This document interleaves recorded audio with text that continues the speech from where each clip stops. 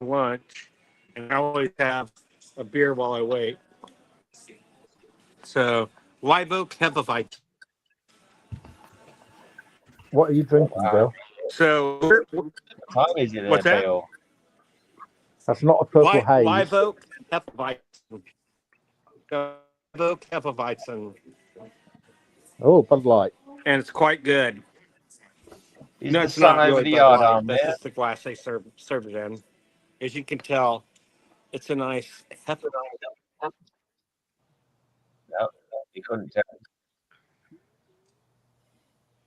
I'm surprised he had reception at all in the corner of a bar. He probably dropped his phone into his beer. That'd be funny. Is he not a bit early in the day to have a beer over there? I don't know. It's like 3 o'clock, isn't it? It's lunchtime. It's lunchtime. It feels lunchtime. 2 o'clock. It's 2 o'clock with Bill. Oh, is it? Okay. Not too bad. Not too bad. Anyone acquired any new comics? Yeah, want to show? No, but a guy brought a number 2 into the store today. I wish I could have bought it, but what number 2? Is very hard to find. It's a Mad Comics knockoff from the 50s by Charlton, and you don't see them very often. And Dick Ayers cover. And what famous number 1 did Dick Ayers ink, Kyle? Fantastic Four 1. Yes, Fantastic Four number 1. What title did you say the number 2 was? It's like EHH apostrophe. No, just the H. Just the H. Or just the H apostrophe, yeah. Yeah, I know. I've heard of it. You never see those, and it was he would have taken $30 or $40 for it. It was slabbed. It was just a 2, but it was slabbed. But I try hard not to ever try to buy anything out from another store. But if I could tell you the stories that or a story that has happened the last week, I'll tell you separate, but I'm not going to say it on the podcast. But you guys would be like, you already roll your eyes at someone I work with. You would roll them even more now. Let's just leave it at that. Yeah. I've got an app upstairs. It's a doozy. I think it's issue 4. I think I have issue 4. What are you? So you say what is that, Gray? Is that a cat? That's his parasite. His beard. That's his parasite. It attaches to him. He's trying to get us to throw him some beads. It then controls him. It forces him to feed it. She is the universe. Yeah. So how did you wind up there, Mark, tonight in the hotel? I went to interview Alan Class, and I thought, okay, so I'm halfway round. I'll go and pick up some comics I won in an auction from an auction house in Surrey, which is called Eubanks. And I went on the M25, and it was a nightmare. And I ended up at Eubanks. I ended up talking to the comic buyer for an hour. So I ended up there at about 5 o'clock. And it's bank holiday weekend, starts this weekend. And the traffic around the M25, it would have taken me 3 to 4 hours to get home. And I was already tired. So I just said, I'm gonna bomb out tonight and just go around tomorrow morning. Yeah. Wow, that's excellent. Well, that's smart. That's very smart. I would have done the same thing. Yeah. So how was Alan? Did you see him today? Yeah, I interviewed him today. Yeah. How was it? No, really good. Yeah, very nice. I can't wait to hear it. Yeah. So it's I'll probably put it into 3 parts. Yeah, talked about his early life and how he started up the company. Then sort of how the company ran, and then about what happened after he finished. So yeah, I'll probably do it in 3 parts. I'm dying to write a book on him while he's still alive, so I can talk to him, but maybe you and I ought to write a book together. Honestly, Well, that'd be awesome. there's literally You've had one that just been conversation done, but already. there's one just been done, but it's really just about the Alan Clark comic and just the comic covers. So there's not a huge, it doesn't cover a lot of the story.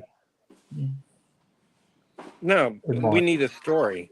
Yeah, we don't need the cut. We can find the covers online. We need a book about him. Yeah. Because he's a phenomenal character, isn't he? Yeah, so I talked to him because I said, right, let's start from your birth, Alan. And of course, he was born in 1937. So I said to him, oh, were you one of the evacuees? Because he was born in London. And what happened in London is all the children were evacuated because of the bombing threat from Nazi Germany. So at the age of 5, he was evacuated. Thank you so much. So, he got evacuated. I think he got evacuated twice, actually. And he has a strong memory of walking in a park in London and seeing a fight between a Messerschmitt and a Spitfire in the overhead. I mean, that's crazy. Yeah. Well, I knew he was I knew he was a character himself, just from what you had told me and from what I had heard before. And are any of Lou Miller's sons still alive? I don't know. He didn't know. I mean, amazingly, although he was in the same business as Frank Miller, I'm losing you. I'm going back to the store now. The they didn't know internet each is other. kind of crappy here. I'll see you guys in a minute. I'll be right back. Yeah, the first thing Alan knew about Len Miller was when he died. Amazing. It's funny, you think it's such a small industry that people would know each other, wouldn't you? Yeah, but you've got to remember communication was much different in those days. So he said, I was talking to him about how he started. And he said, oh, well, I contacted all the American comic manufacturers. So I said, how did you do that? He said, I wrote them a letter. Guys, I've got it so you can't. It was traditional snail mail. I had to go across the Atlantic and come back again as snail mail. There was no, we tend to forget how these things were significantly different just 50, 60 years ago. Yeah. Nowadays, you'd be able to contact them within seconds, wouldn't you? Through email, through your website, media. Yeah, social media. Or doing what we're doing now. Yeah. I mean, I'm a little surprised he didn't know Miller, but when you said he had his tight knit thing, who he knew were the people that would do his distribution. So he knew the news agents. Yeah, exactly. Yeah. So he established his own distribution network just literally by driving around London, stopping off and, talking to people and getting it set up. And the sort of national distribution, luckily his first premises was literally on the other side of the road to British Road Services, who sort of distributed around the country. And he used to literally put all his comics onto a hand cart and wheel them over the road to British Road Services. Well, there you go. I am dying to know, did you ask him what access did he have to a printer? Yeah, so because he didn't print, so he established a contact early on with a company called the Jensen Book Company. Okay. In Leicester, in Oldroyd. So that was just a buddy of his that did it, and no, he didn't have a buddy. His father-in-law was a publisher, but not a printer. His father-in-law published pulp stuff and paperbacks, but he was a publisher, not a printer. So he just looked around for a printer, and he found this company called Jensen Book Company in Leicester, and probably 90% of his stuff went through them. And he had a good relationship. One of the things that sort of was key, I think, to him being able to do this was he's a really nice guy, and he established good sort of supplier relationships with his key suppliers. So, you know, they did things for him they wouldn't do for anybody else. You know, so the distributors, when Alan said, well, it was all sale of return, but what they used to do for most of the people was they just rip the front cover. If it didn't sell, they'd just rip the half of the top front cover off, staple the front cover, half of those front covers together and send them back to get the credit. And Alan said to them, no. If you want to get the money back, you need to send me back the whole comic. And for Alan, they did it. So he was then able to reuse those for the summer trade at the seaside resorts. You know, because he was working on very small margins.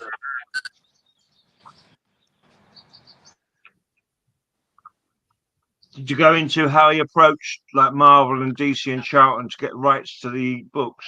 Yeah, he just literally contacted them, and then he wrote to them in the States, and then they quite often said, "Oh, we've got an agent." So Marvel, for instance, had an agent in Transworld Global or something. They had an agent in High Holborn in London, and he went into their offices, you know, and sort of and agreed a license fee. I mean, he said to them, when he wrote to them, he said, look, I'm looking at reprinting this material in the UK, because it was back in 1959, 1958, 1960. And he said to them, look, the retail price is going to be £1. I've got to give half of that to the retailer, so I'm making 6p. So I can't afford to pay very much for this. He told them this right up front. He said, I can't afford to pay very much for this stuff. But I imagine you've got a lot of stuff that you've used and it's just sitting in drawers doing nothing. So if you could let me have it for cheap, that would be great. And they all did. Well, in 1958 and 59, Marvel was this close to folding. I mean, yeah, that exactly. Close. Yeah. So that was a great thing. Especially for old Atlas stuff that was going to get reprinted in the UK, and you know, what does it matter to them? You know, they didn't care.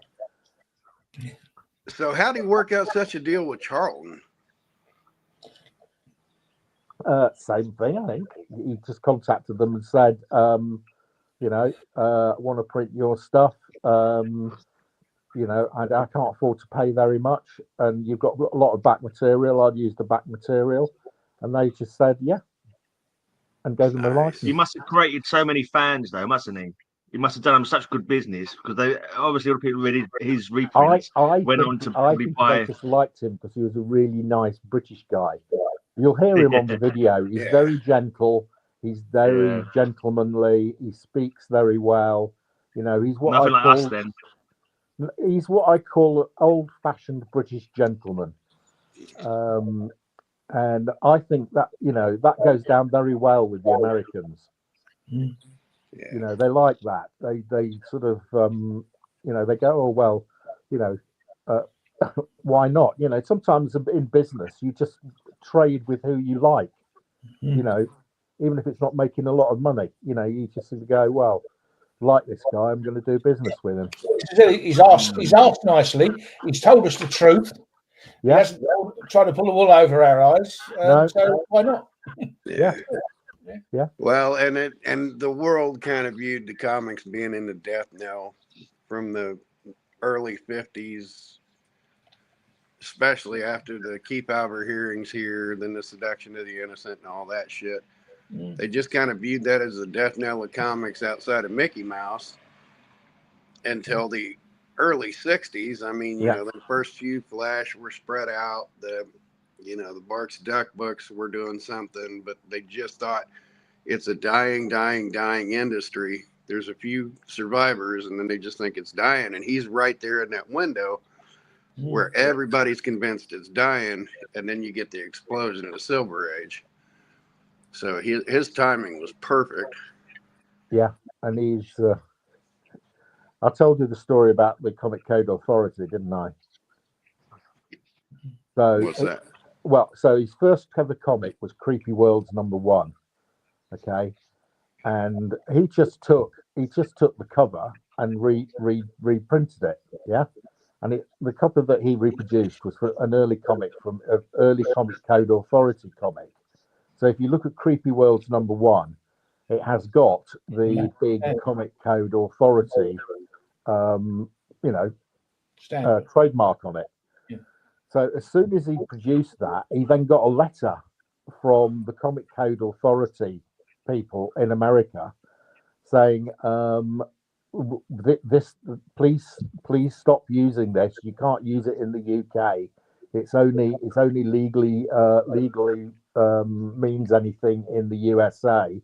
You must cease and desist from using this." Yeah. So the only Alan Class comic with a Comic Code Authority thing on it is Creepy World's #1. Nice. And so what he did, he then said, "Well, I've got to fill this space with something." So he decided on having a thing called, if you look at Alan Class comic, it has a circle, and it says approved comic AC, and around the edge it says approved comic, and of course it's Alan Class. So I said, "Who was approving it, Alan?" He said, "Only me." God, that's hilarious. Yeah. God, I love that. But like you said, I mean, it didn't mean anything in this country anyway, so it didn't really matter, did it? Didn't mean anything at all, no. But there's loads of, people can do that with anything. They do it with food stuffs as well. They put on, approved by the FDCAP, and the FDCAP, is their own internal thing. Yeah. Approved by the committee. Yeah. The committee of one.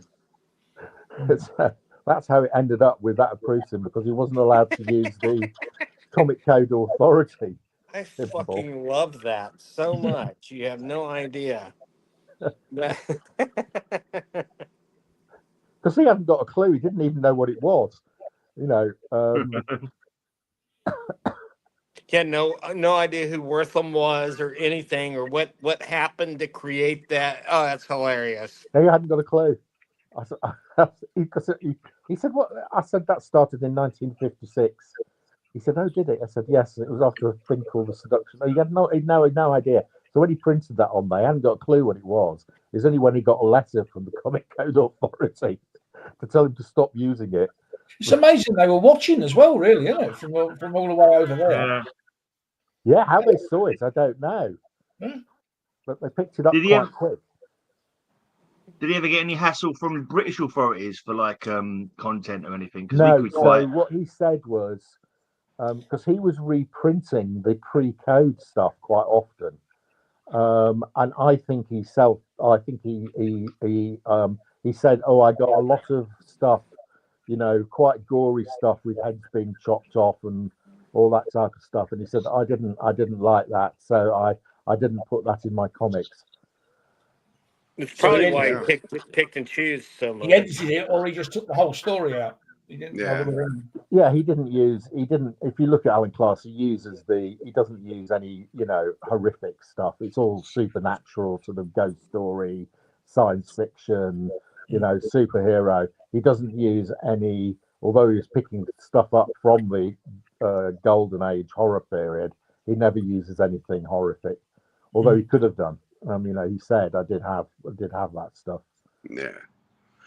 Well, I mean, it sounds like he'd be on board with this, and I think it's a genius idea.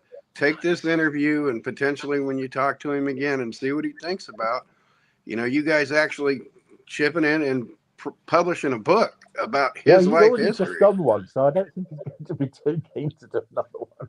But anyway, I think you'd be interested to actually tell the history, beginning, middle, and end. I'll fucking bankroll it. That's what I'm saying. Get something kind of bankroll. No, I want this to happen.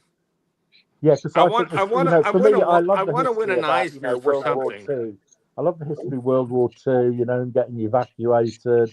He started off as so he left school at 17, and he got his first. Don't you all leave school at 17?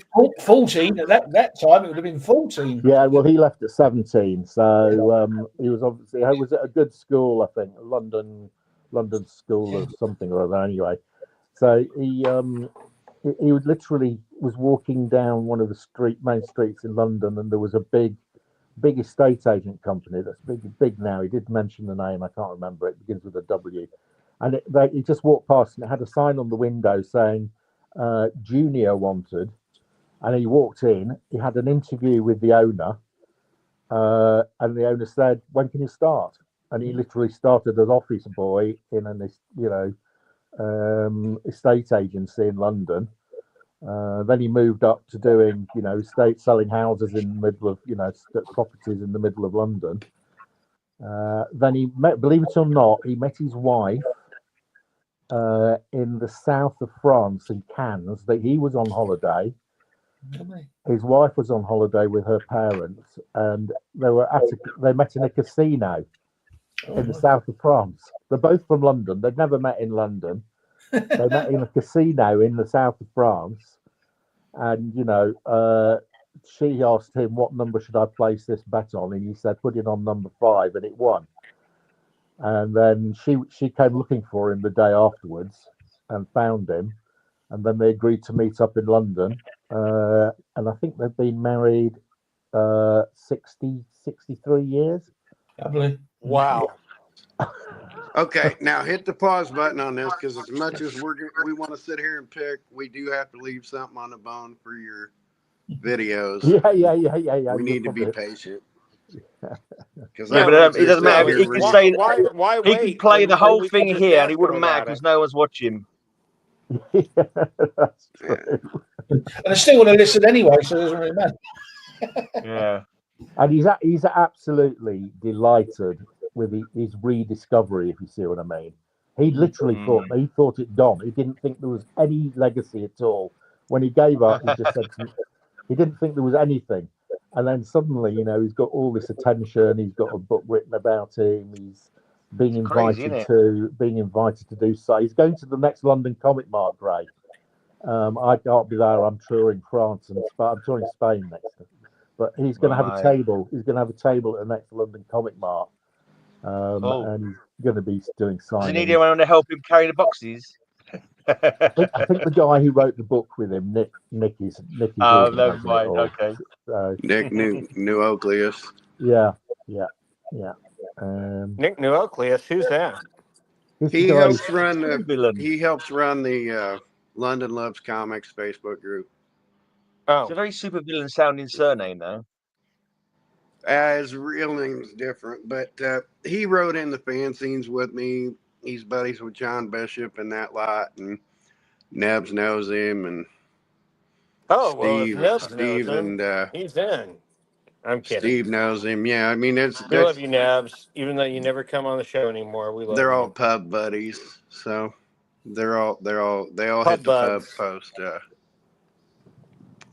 So Every time I've seen Nevs in public, he's just blanked me. To be honest, He's what?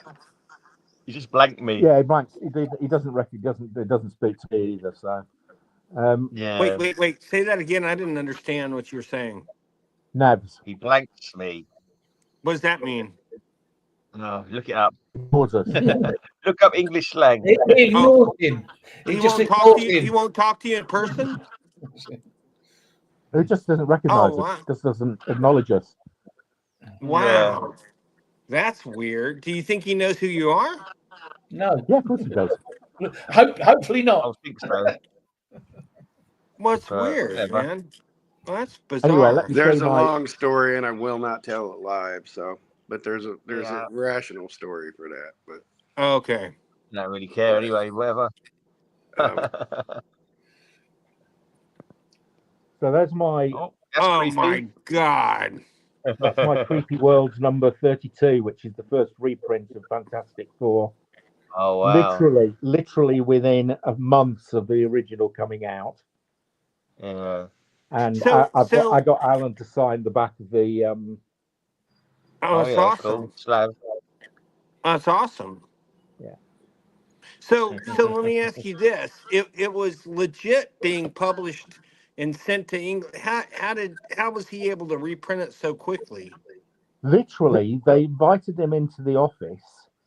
So they invited him into the World Global. TWG. And they said to him, "We've got this new comic coming out," and they didn't know it was going to do anything, because as Kyle says, the comics industry was on its knees. and they said, "Do you want this new comic coming out, Fantastic Four?" And Alan said, "I had to pay probably another 10 shillings for the rights to Fantastic Four or something like that." And he looked at it and he said, "Yeah, that was quite good." And they gave him a proof copy of Fantastic Four #1. Yeah. Probably one of the first off the press. Yeah. And Alan got the copy of it, and he said, "Oh, look, I've got an office full of comics. I don't need another comic, but the cover would be quite useful for color matching for the printer." So he ripped the cover off proof copy of Fantastic Four #1, threw the main part of the comic in the bin, took the cover back with him, and gave it to his printer. Yeah, a proof copy that's $1 billion plus. So I said to Alan, because I said to him, "You do know," I said, "You don't want me to tell you what that would have been worth today?" And he said, "Not really." And I said, "Let's put it this way: you could probably buy your house with it." No, Mark, what you should have done is $1 million.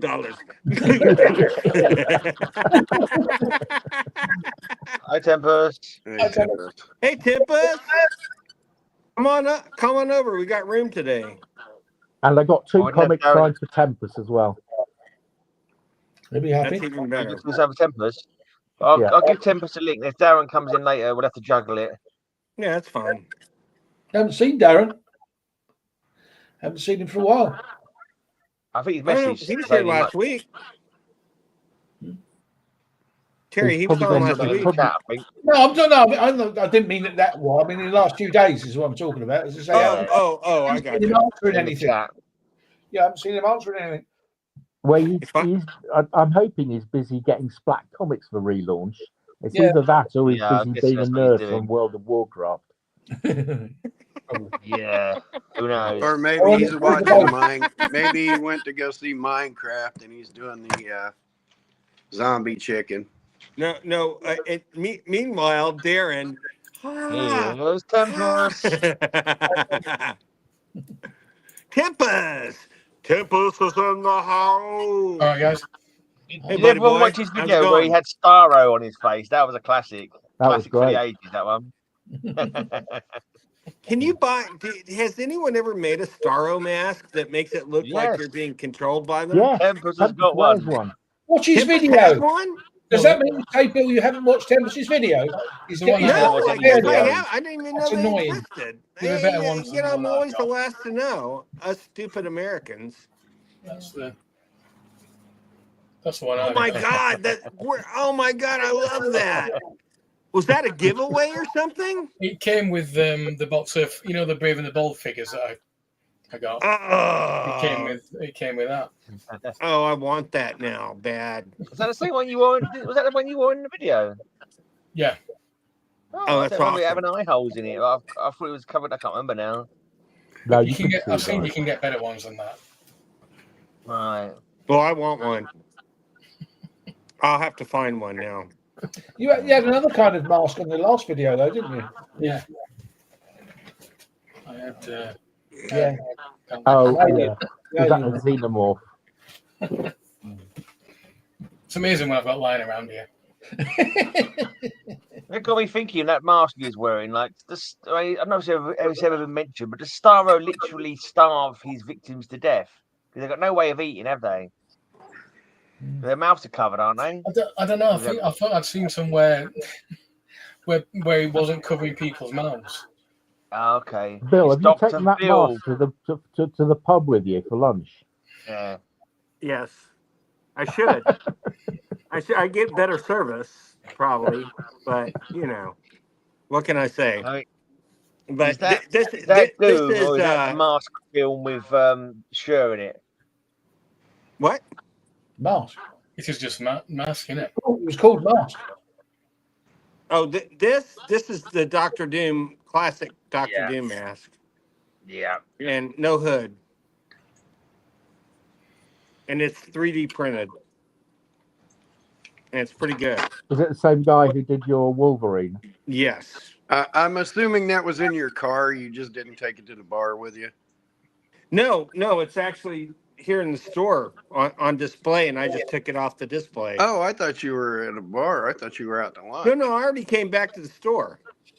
Okay. Yeah, the bar is right around the corner from the store, and I go. Here's what I do, folks. Here's the bill way.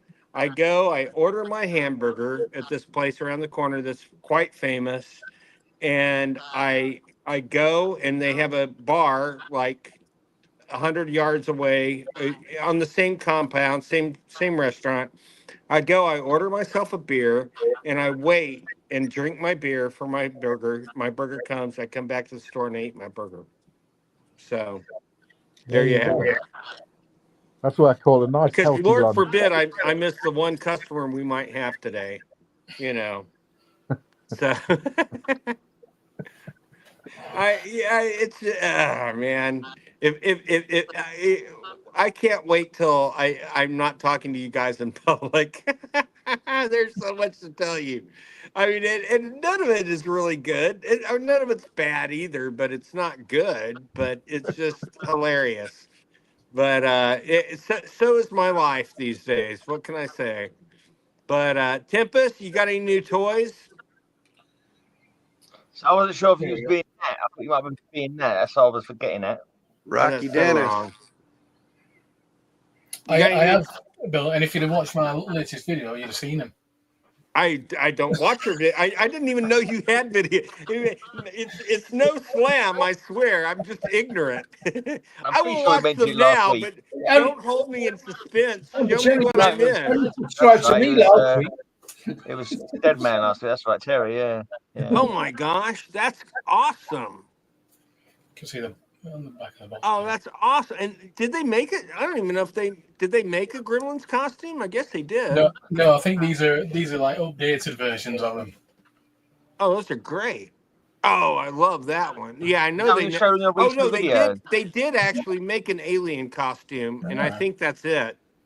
They probably did make a Gremlins costume. Quite frankly, I'm willing to bet you they did make those.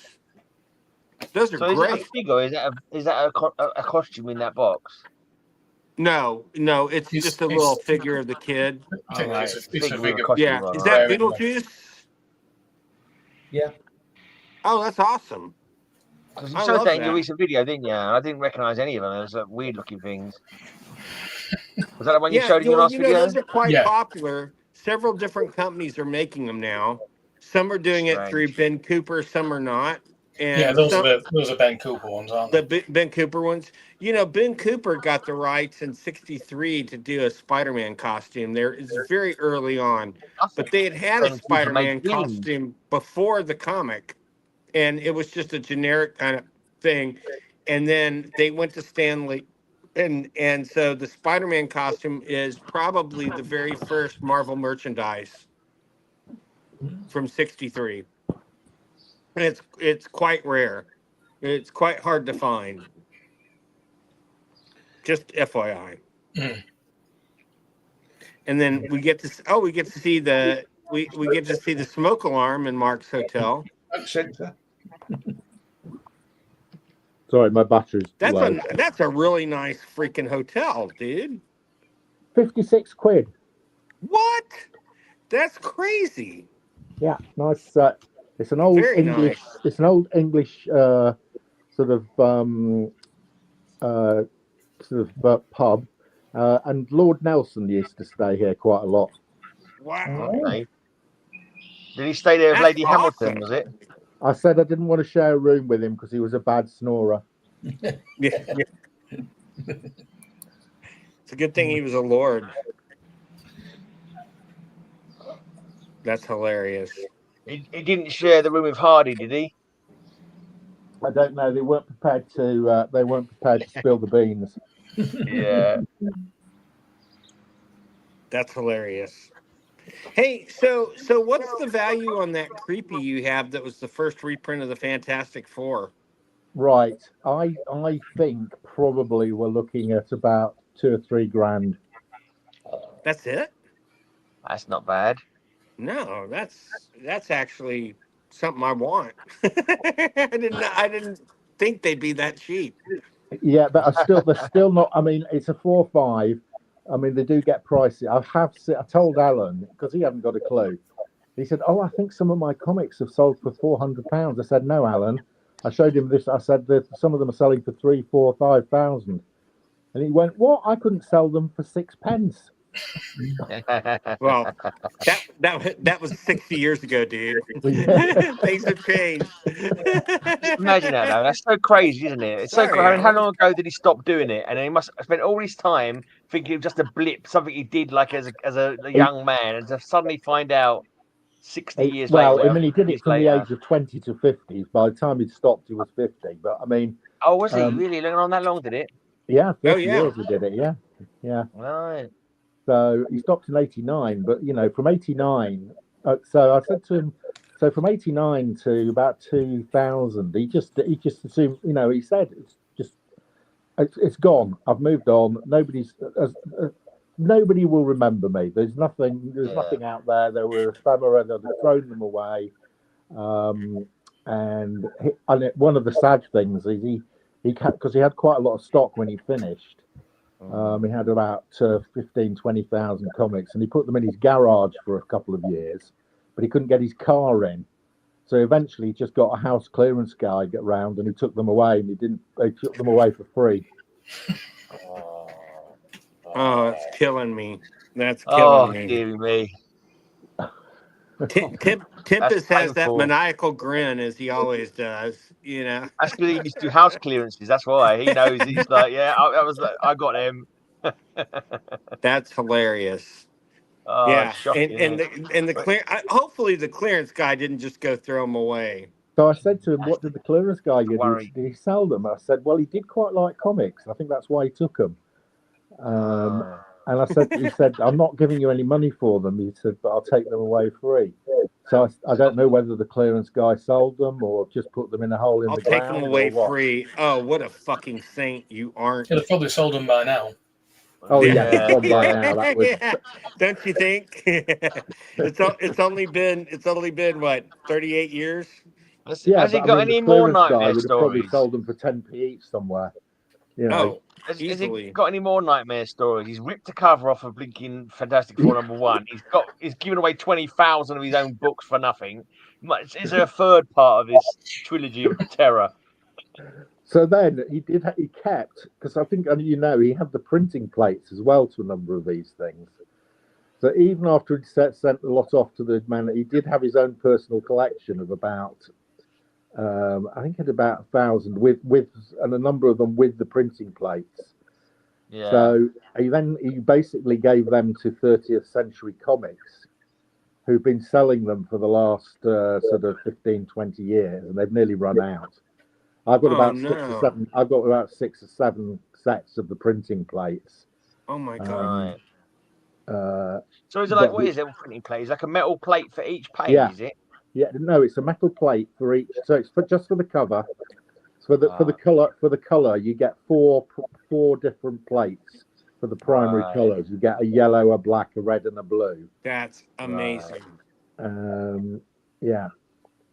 And Alan, cool. Alan, as being Alan, he said to them, "Well, no, I've paid for these printing plates. I don't. Can I have them, please?" Yeah. So he gave them. Why not? Yeah, because they would reuse them. They'd remelt them down and reuse the metal for more printing plates. Well, no, they had the solution that would scour it off. They wouldn't have to melt them. They would just take the image off and reuse them up to 5 times. Yeah, but Alan said, "No, I want them. If you're charging me for them, I'll have them." Yeah, fair enough. Dude, smart guy. Except when he tears the covers off of proof copies. Smart guy. He had a couple of clangers along the way, but more smart than not. A couple of costly clangers, but yeah. And the comic book loving masses are combined scream. From you did a lot of people have got story like that. You gave 20,000 comics away for what? To get them out of your garage? Oh my God. You think How of how many many cars people are their could he mums have bought threw with their what he comics gave away? those guys? That's the thing. How many cars? He could have had a Rolls, But probably. he had no idea. He didn't know. No, he had no clue. No clue. No clue. Well, mind you, at that time they weren't worth anything, were they?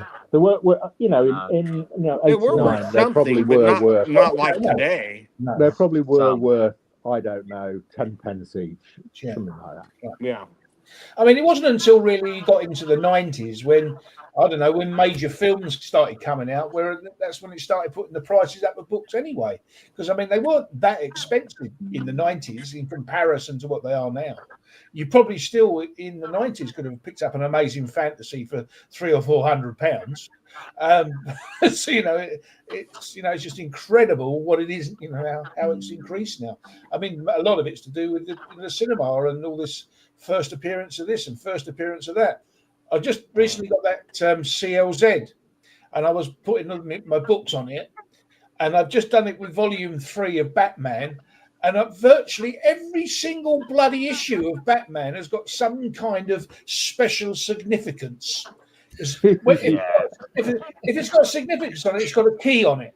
And it puts a brass key on it if it's only a small one, and it puts a gold key on it if it's got a big one, And then every bloody issue has got a key on it. What the? Yeah, it's something trivial, though, isn't it? Mostly. Blogs, but it's like first appearances of some villain that only appears once. Yeah, exactly. It dies in the same issue. But it's ludicrous. What comic are you talking about? No, this is Batman. Well, Batman Volume 3. Oh. I mean, that's another thing. You plug it in, and you put in Batman Volume 3 to put on, and that's on issue 158 at the moment, and it comes up with 1,046 covers. Is that the Rebirth run, Volume 3? No, Volume 3 is the one that's running now. Yeah, but was that not started when Rebirth coming out? They restarted at Volume 1. Yeah, I think it did. But as I said, but there's over 1,046 covers in those 157 books. But the thing is, they look for silly people like you to buy them all, don't they? No, but you like a variant. On it, you press B. But there's only 2 issues that have multiple covers. Get rid of all the variants, and then you can put on all your A covers. Yeah, I mean, I've got a fair few variants, but I mean, nothing like that. I mean, there's some issues of Dynamite comics. I mean, they're like 3 issues come out a month, and there's 39 covers. Yeah, it's ridiculous. So, have I ever shared with you, you guys, what Blanca bought?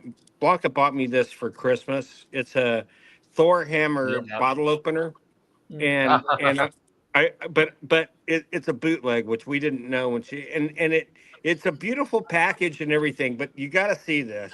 So I'm reading it, and it says, "Whosoever holds this hammer, if he be worthy, shall possess the power of." And then you get to, and it's Fob. The power of Fob. We always knew you got the power of Fob. Well, you can lift it. Goes, I'll get you a real one, and I go, no, I love Fob. Fob is way cooler than Thor.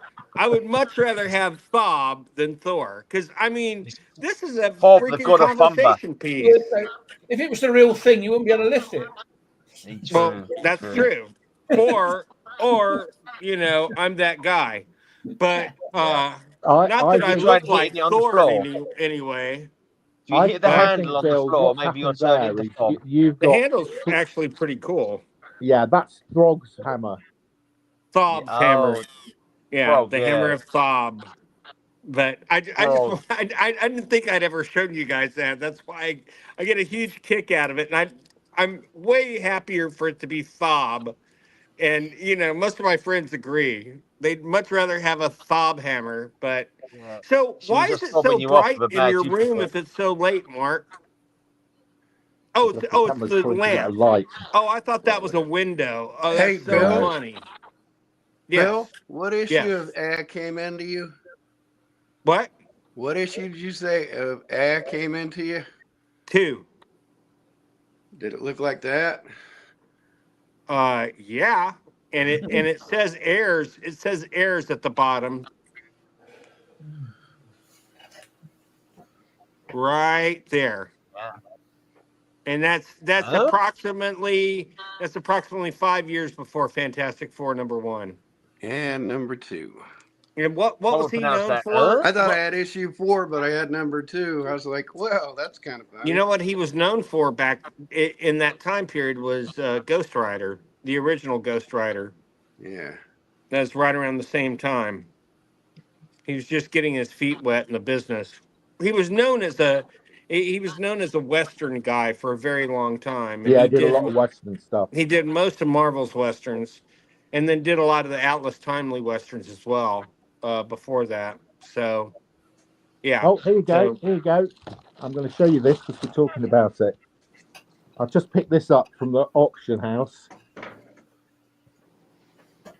oh wow, let's see That it better. is Oh wow, Two Gun Kid, and it is Stan Lee's story, Jack Kirby and Dick Ayers cover.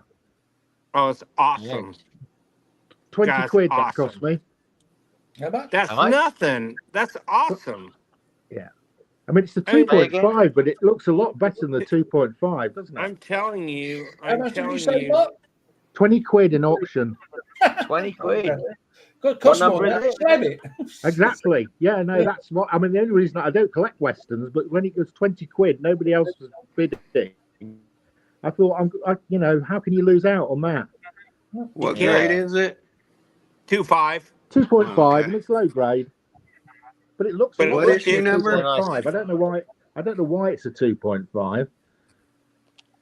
Was he not saying any notes or anything? No, I haven't got the grader's notes, but I mean, it looks like a 4.5 or something like that. What issue number is it? There's 57. 1960. It's right before the switch, the turnover or switch over, when it became a Marvel comic. That's Dick Ayers and Kirby. That's so awesome. when they have two artists like that, I presume one does the pencils and one does the inking. Always, yeah. And Ayers always was an inker to Kirby. Kirby never inked Ditko. So that's a Kirby art with Kirby inking. art with Ditko inks. Yeah. Well, as you were saying the other night on Alan's show, it's got hats, so it has to be Kirby. Yeah, no, this is hats. So this is Kirby. Lots of hats. In fact, everybody's wearing. If anyone hasn't got StreamYard, I've just dropped a link. Apparently, if you sign up from that StreamYard on my link, I get $25. But I don't know how to believe that or not. You probably got to be a paid one to do that, so probably not worth it. Just get $10 discount. Yeah, I get 25 though. Apparently, you get $10 discount, but obviously it must mean you got to sign up for it, like pay for it. So it's not worth it. Well, if I get it, I'll say you told me to do it. Hey, Bill, what's the most famous Kirby ink by Ditko in existence? The most what? I'm trying to think. I know you're going to get me on this one, but I mean, my thought would be Spider-Man, Amazing Fantasy 15. Yep. That's what I was going to say. By far and away. Yeah. You know what's kind of funny is Terry is stacked right above you and on how I'm watching, and whatever you have on your ceiling, it looks like a beard coming off of Terry's beard. It looks like one of those rubber band beard things that people do. It's so funny. You look like Ming the Merciless, Terry. Thanks to Kyle's ceiling. I hope someone else can see it besides me because it's hilarious. It doesn't work. That light looks like it's coming off Terry's beard. I know. It's like, oh, the mystic one. Oh, that's hilarious. That is really funny. What's that? Whatever you have on your ceiling looks like a beard. Terry is stacked on top of you the way I'm seeing it, and it looks like Terry has one of those rubber band beards, and it's glowing because of how it matches up to where his face is. Yeah. It's hilarious. What is that on your ceiling? On mine? Yeah. That's Like this string one. of light fixture, and I have multiple. Okay. I have. That's hilarious. I have Because Terry multiple looks super colors in freaking them. cool now. Oh, now, you just ruined the whole thing, man. It's Damn it, studio Kyle. lights. Hi, Kenneth Bird. Okay. It's studio lights, but I put. Those lights look different cool, bulbs in man. them. Where's your stripper pole, Kyle? It's running studio lights, but I put different colors in it. It looks great. Here, let's It put him almost back. looks like Where's the his Northern chin? Lights. Oh, okay. Terry has his beard back. Thank God. Okay. All right. Well, Mark asked for this, and I came upstairs, so he wanted to see what I Tempest got looks in like this he's a recent little trade. jealous. He keeps messing with his beard. Like, I wish I had one of those too. I'm joking. I kid. All right. Look, I'm going to show comic books for a minute. Wait, what? Not on this show, mister. I'm kidding. I done showed my oh my God, I'm shaking too much to be holding these, but you don't know your from a hole in the ground. Oh, that's nice. Signature? Whose signature? Byrne? Nah, Claremont. I haven't had a Byrne signature in like 35 years. You want to blow me up, G? That Claremont signature is awful. I don't like Claremont's signature at all. We'll blow you up. He always signs in the X. I've got one book signed by him. I've got 201 signed at the bottom, but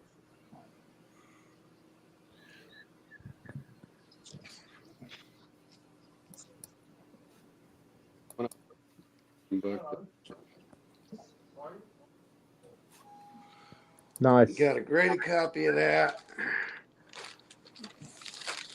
I got told this was a 4.5. I opened it up.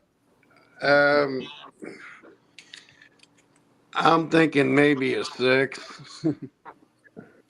Nice. Flash 137. Yeah, that's good, Kyle. I may have to pop off for a second. It looks like I may have a customer. Strangely enough. Then the significance of this. Why would you have a customer? I don't know. Oh wow, that's weird. I'll be right back. First Red Sonia. Now I need 24, so I have her first cover appearance. I need to tape that too again. Got that back, the first silk variant. This thing's done paid for itself 105 times over.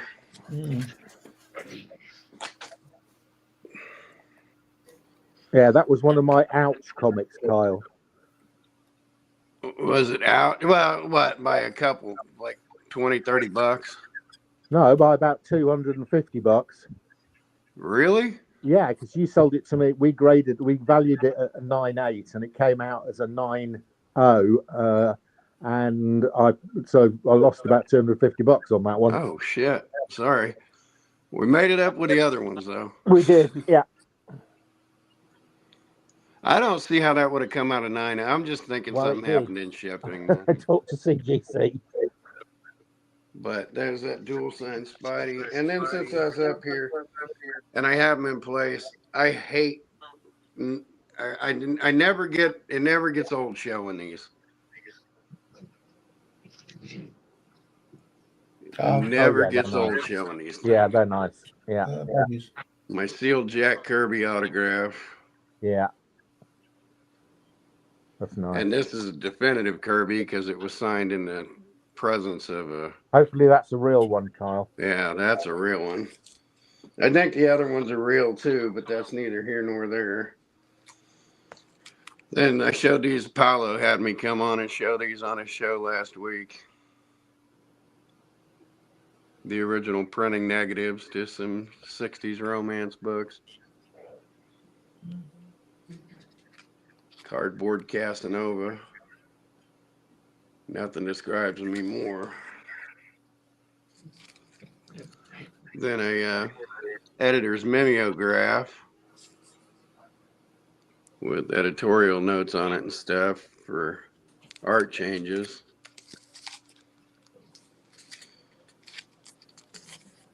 Then something I see less frequently than anything else in existence.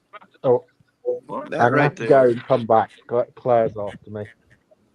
What is that? What is that? This is Bob Layton's comp copy.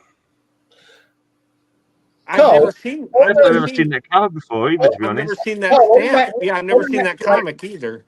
On Matt Likes Comics, his video the other night, he was showing him 4 books, and 3 of them had that on them. And I was wondering, I asked him, what is that?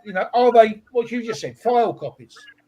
And he said he didn't know. He got them out of a dollar bin in the comic shop.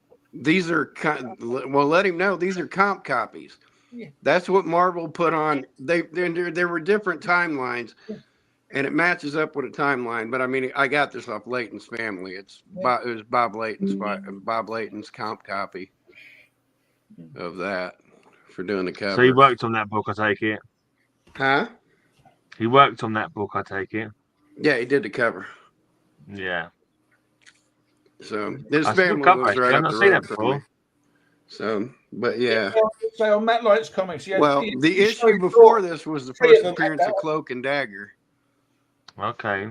But yeah, that's the Marvel House stamp that was stamped on them that said not to be sold. They were the comp copies that were sent out. So are those rare as a result? I would think they would be. Yeah, I mean, extraordinarily rare. But anybody could get a stamp and stamp that on their own books, though. It'd be a hell of a trick to match it up, but yeah, if you're willing to go through that kind of trouble. I don't know if it'd be that hard these days, but you know. Yeah, but those were comp copies to the people. Did we lose Mark already? And he got pulled away by his wife. And what? I wanted him to see these, but is he these coming are my back? Dell 15 centers. Yeah. Okay. Well, super rare. Let me see that black one. Only distributed in California in 1957. Wow, those are awesome. This was because like Indianapolis and St. Louis are test markets. They used San Diego and like Fresno as test markets for these. San Antonio is the only test market in Texas, and they used to use us all the time. And I don't know why, but these are 1956, 57s. I just love showing them off while I'm up here. I've done traded away 2 or 3 of them, but I'm sitting on the ones I got left. But yeah, that's 13 years before comics went to 15 cents proper. All right, that's all I'm showing right now. What Mark didn't see, he's going to have to watch later. But now I'm going to go away.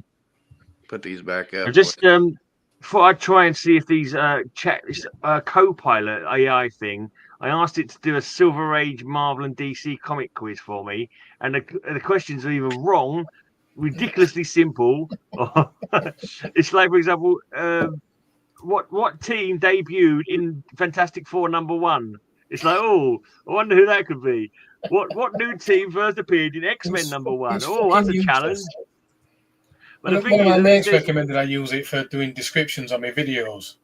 So I put comics in that I was going to show, and it came back and gave me a description of each of the comics, and every description was wrong.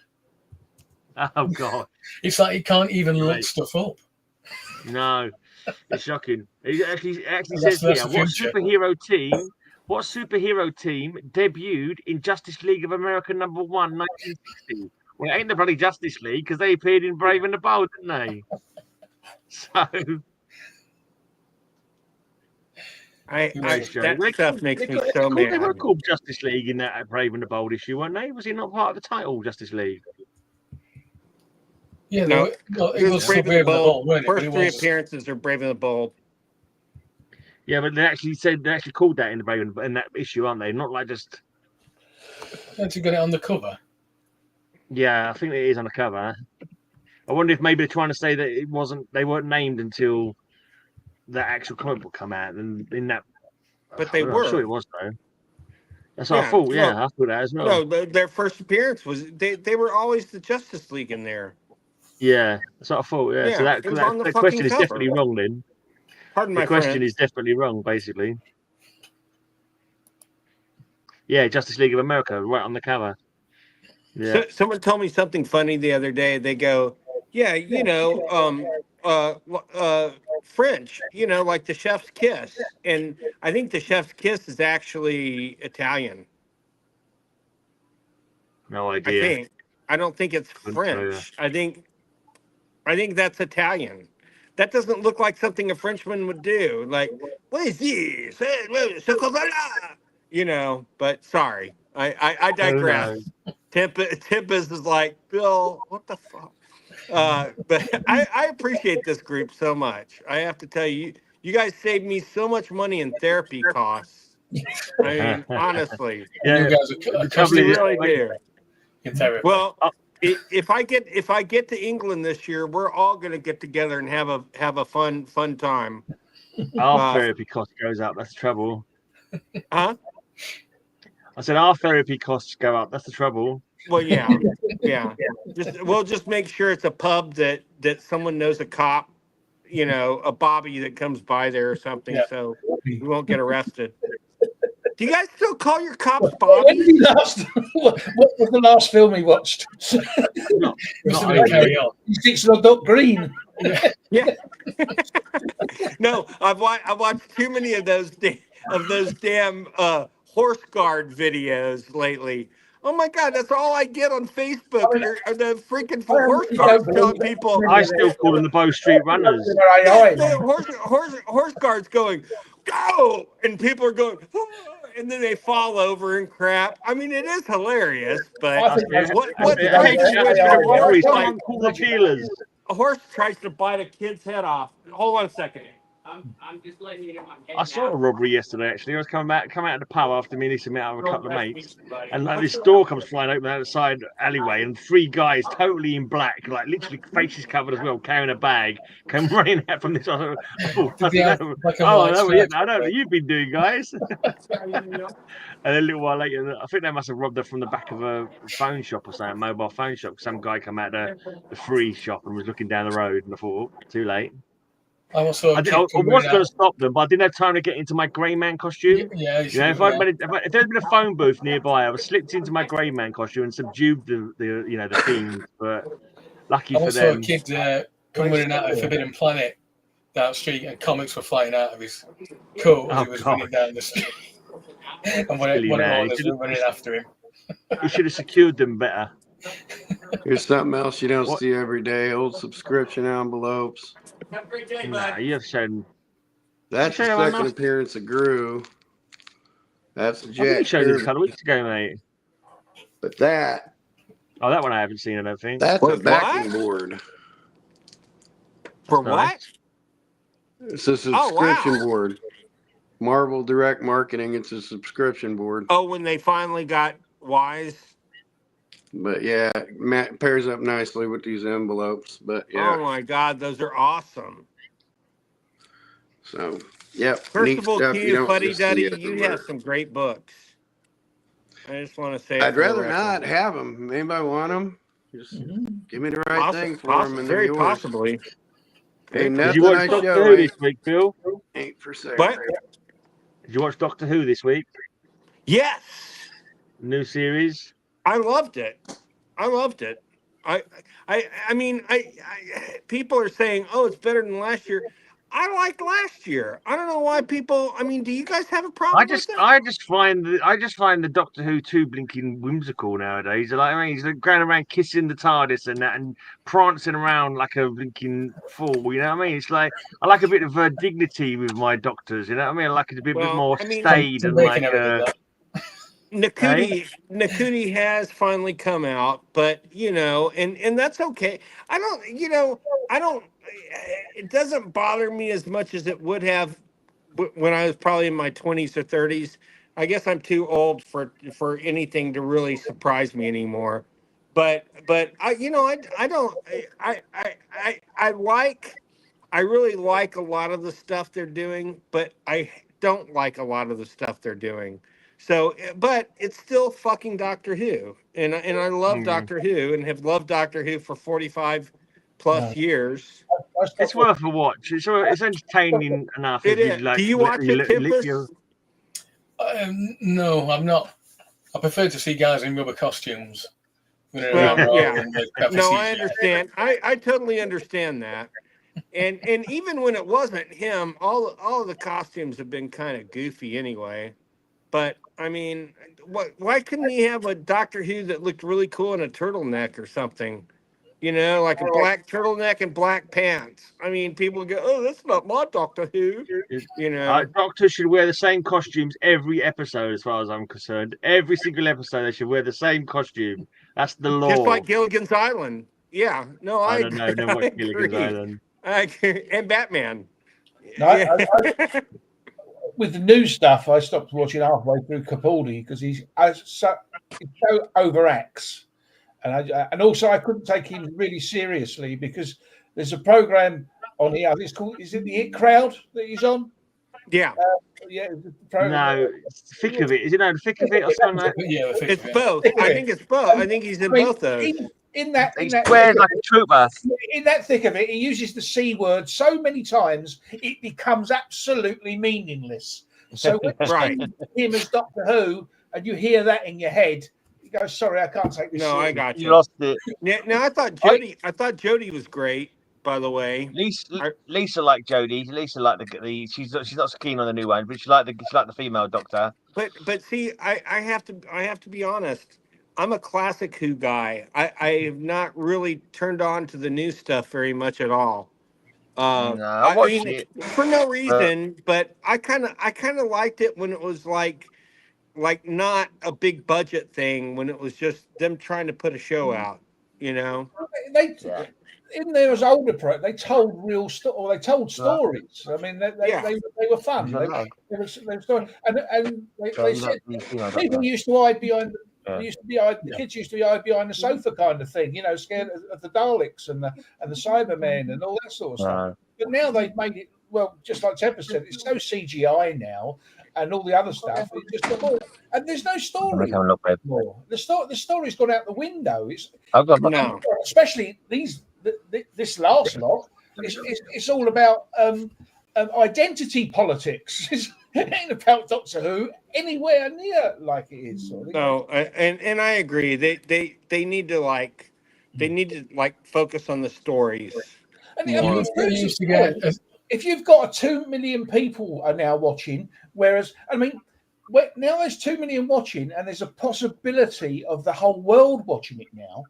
When there was 10 million people watching it, and the BBC back in the 60s and 70s, when there was 10 million people watching it, there was only the British population that could watch it then.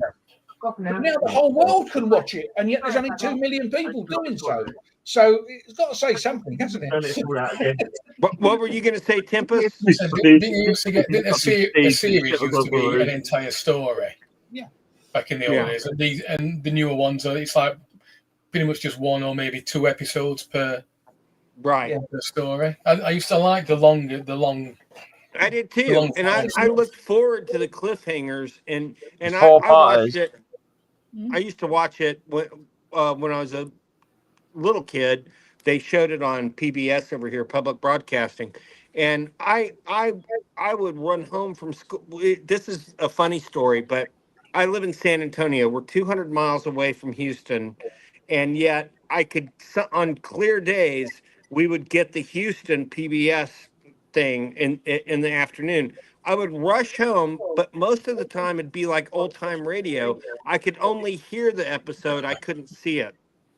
And so I grew up thinking it was way better than it was, because the images in my head were amazing, you know. And then when I saw the Mummies of Mars, or whatever they call that, Pyramids of Mars episode, I was disappointed, because I thought it was going to be, the mummies were going to be amazing, and they're just these guys in these cardboard outfits practically going like this. And I was so disappointed, man. I was just like, dude, what happened to that show I saw when I was, it was in my head because I could only hear it.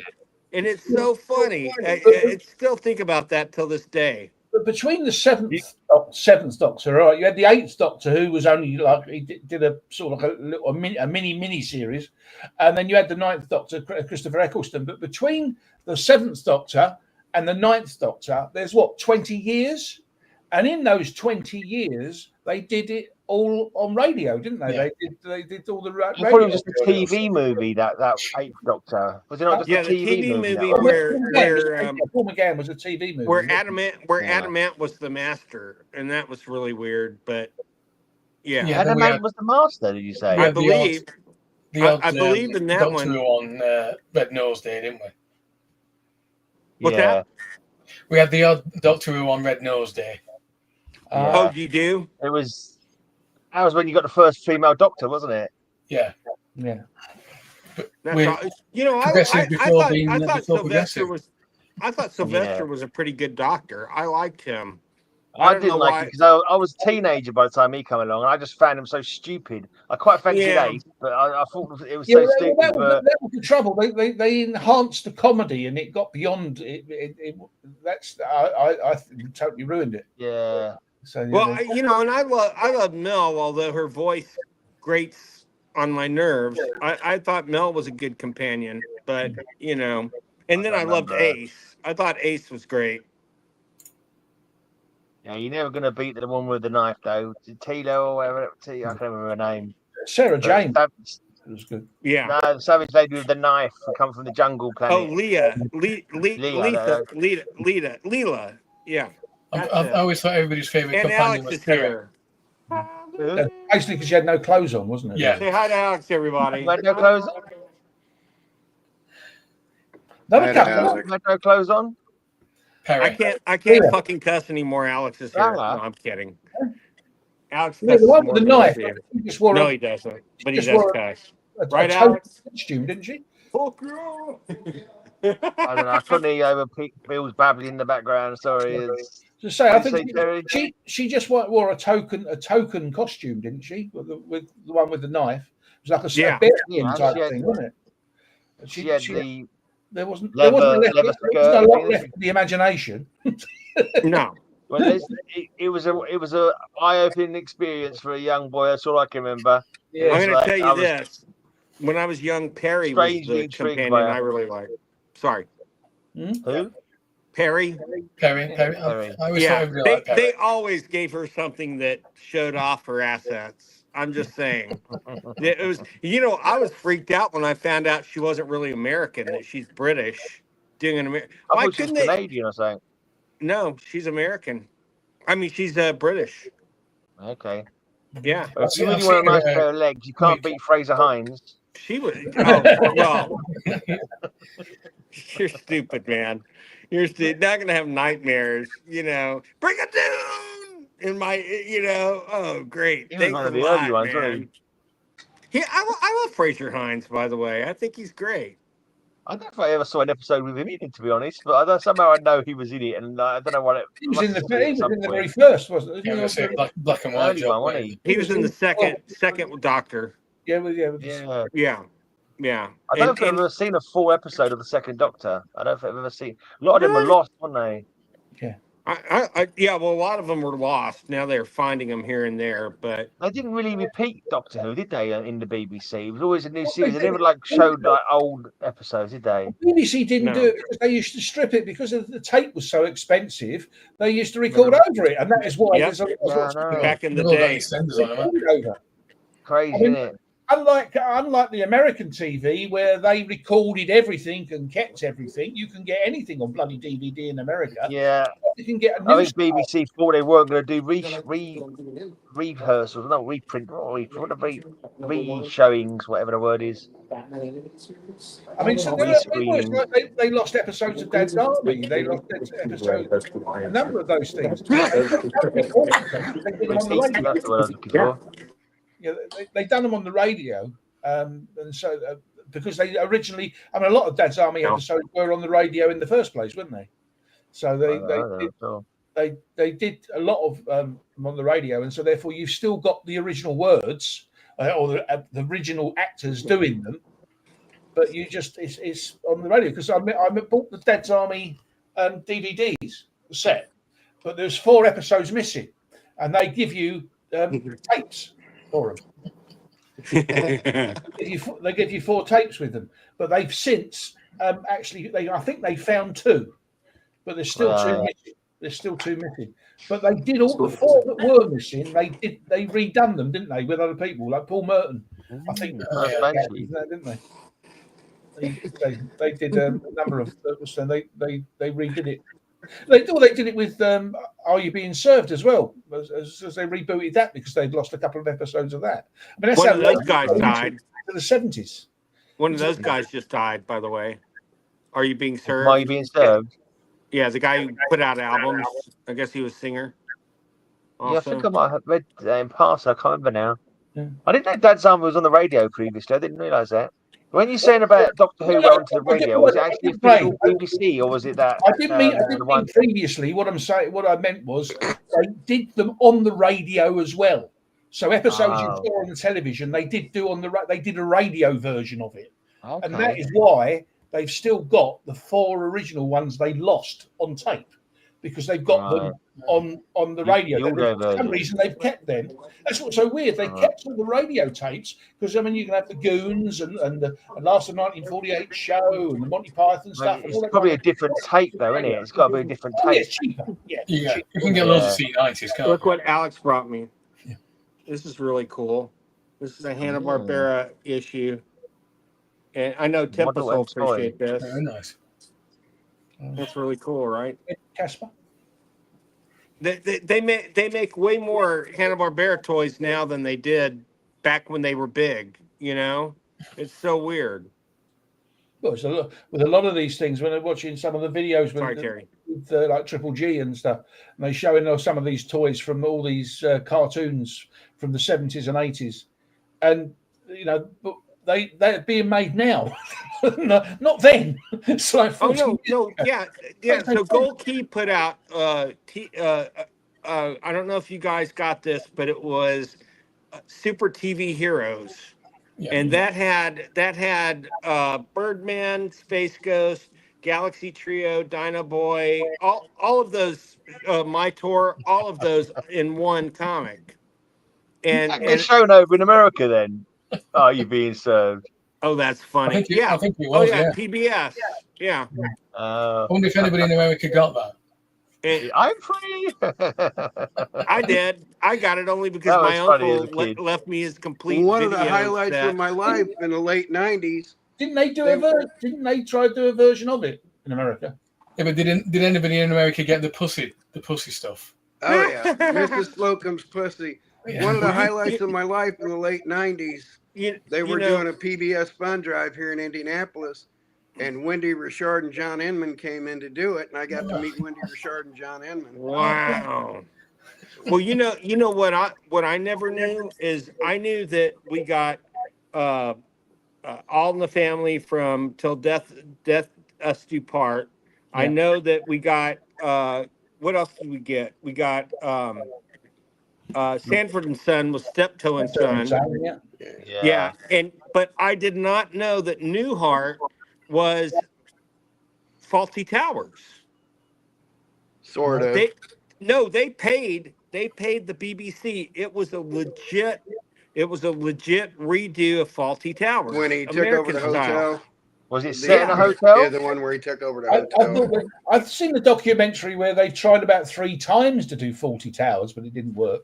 Yeah. Well, no, it worked great at Newhart. It ran for 7 years.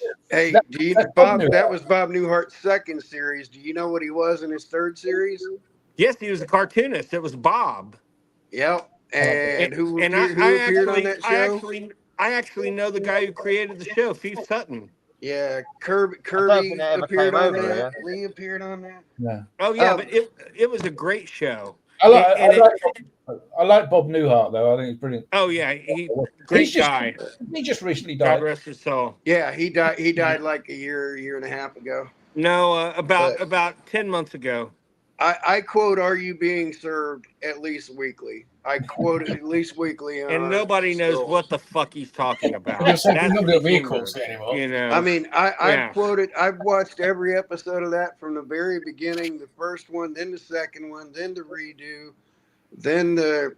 Now I'm gonna blank the name of it, where they ran the in out in the country. Then they did an Australian knockoff. Was it Grace and Favour? Which one was Grace and Favour? Grace and Favor, yeah. Or was that because it was a Hardy High follow-up as well, weren't there? Yeah, I'm a huge that's fan. You Rang the Lord, isn't it? The Hardy High. Honestly, if I had to pick between the two, I'd pick Are You Being Served over Monty Python, but only by this much.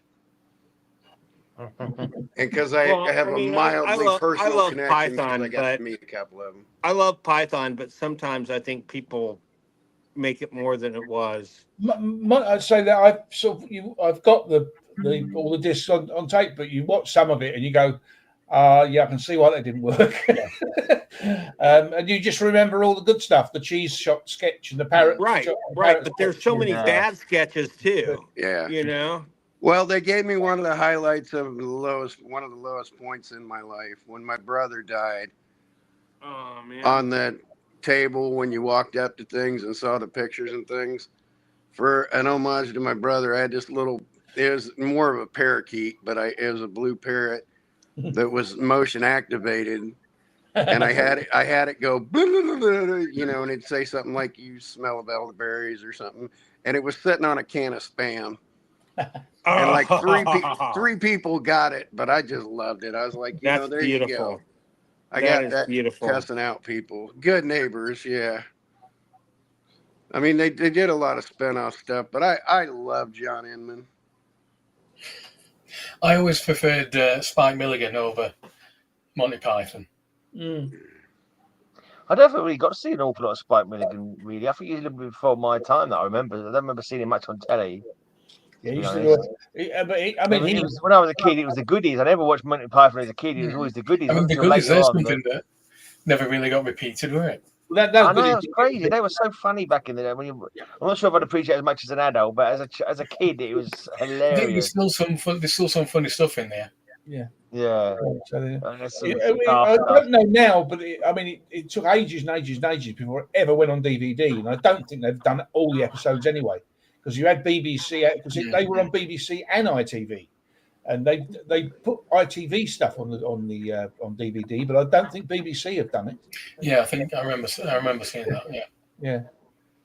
Over here, I grew up on in public broadcasting. I grew up on Monty Python, Benny Hill, and Are You Being Served? It was funny because Tim Brooke Taylor passed away, and I think he was the youngest of the three. Yeah, I think he probably was. Then later came the young ones, and I've actually got to talk to one, got stuff from two other ones. So if I ever meet Ade Edmondson, I'll be thrilled.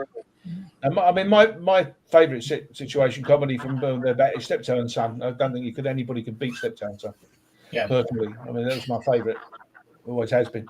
Yeah, and Mark, I dug that stuff out for you, and I showed it. And if you missed it, you're gonna have to go back and rewatch because there's no way I'm climbing back upstairs. And there's so many episodes of Steptoe and Son are still relevant today. Made in the 60s. Yeah, it's still relevant today. The one where they split the house in half. That's brilliant.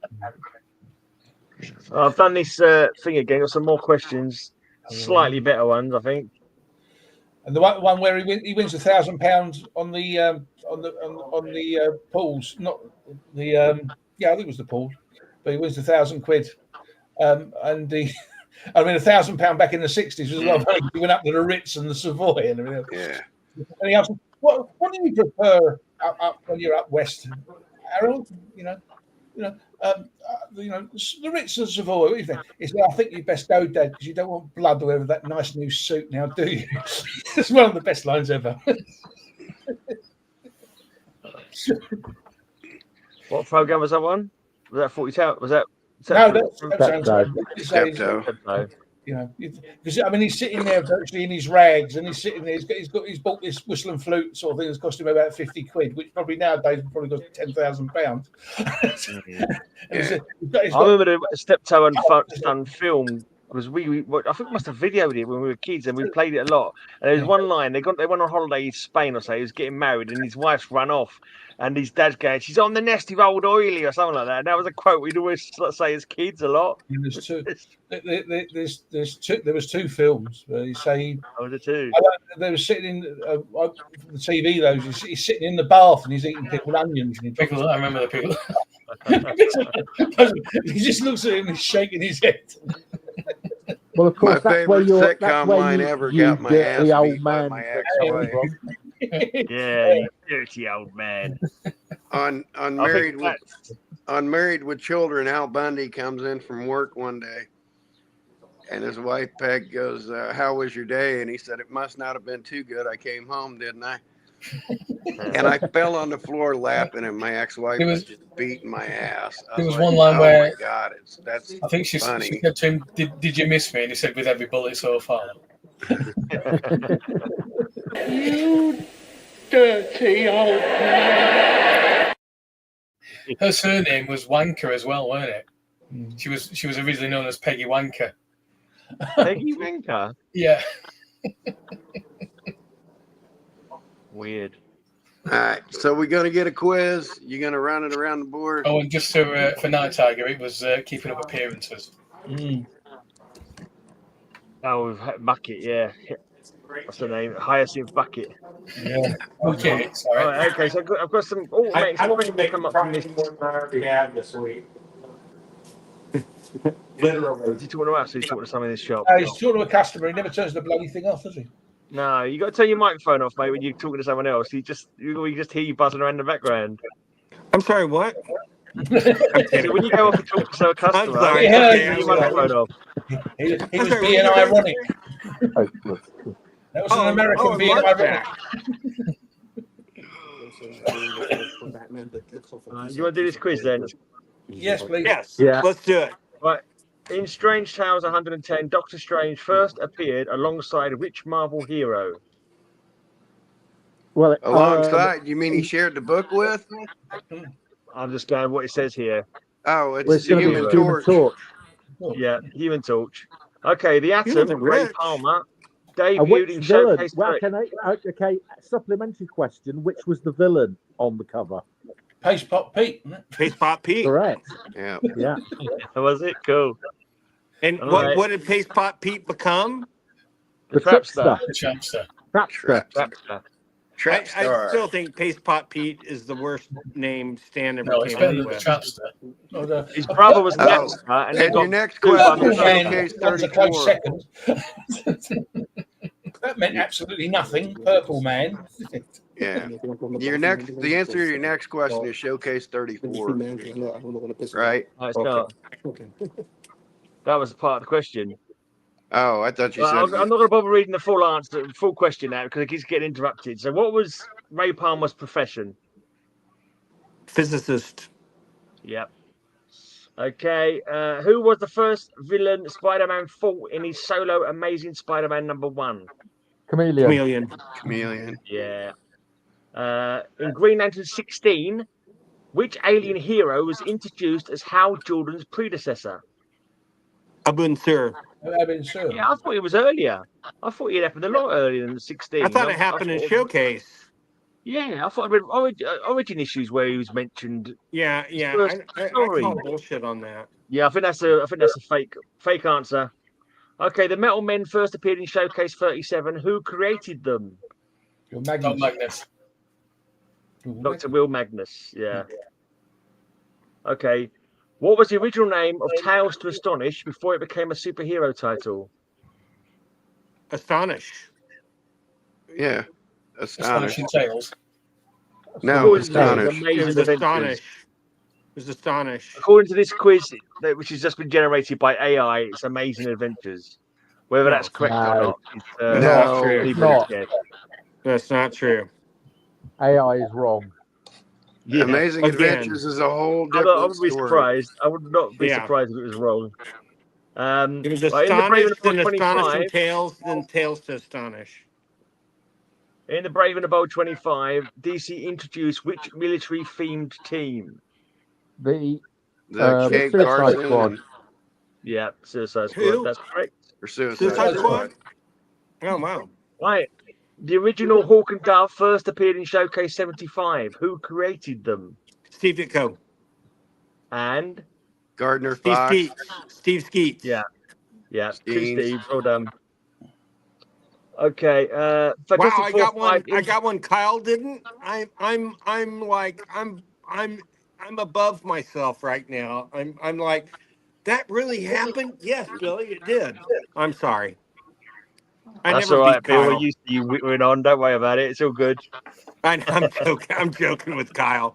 Shut I'm up giving him a now. Let hard me answer time. this question. If you say another word before I finish this question, Bill, I'm kicking you out. Right. I don't know where I am now. Right, Daredevil #1, Matt Murdock fought which villain in his debut issue? Ox. I've gone the Is wrong that, way. is that The part of the owl? question? In Daredevil #1, When the guy what did he the currently guy's fight in name his Ox? debut issue? Oh no. The same thing, aren't The No, owl didn't appear till 3, and Purple Man till appeared 3. in 4. So The Fixer. the Fixer, Yes, yeah. the Fixer. The Fixer. Woohoo! I'll read them out of order because they're not really spaced out. Right, so where was that other question? Right, Fantastic Four #5 introduced Doctor Doom. What was his first major plot?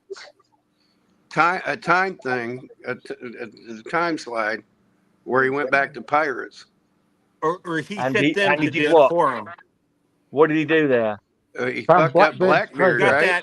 Got that Let me that see, thing that that time. could I have think cured. Oh, sorry. I might have heard Mark say it. Get Blackbeard's treasure. That's right, Yeah, That's Blackbeard's right. treasure. he fucked Steal up Blackbeard's Blackbeard. treasure is correct. Right, I number got it 11. mixed up. Everyone... I got it mixed up with 19, where they go back into Talking again, ancient Bill. Egypt. Sorry. No, it's all right. No, you don't. I'm not. I just because with the lag and all that. Sometimes I hear someone else talking at the same time, and I can't catch what both people are saying. It's like I thought Marcus said something as well, and I was trying to hear. It's all good. Well, I'll give another question now. What was the first crossover between Marvel's X-Men and Avengers in the Silver Age? X-Men #11. Not according to this.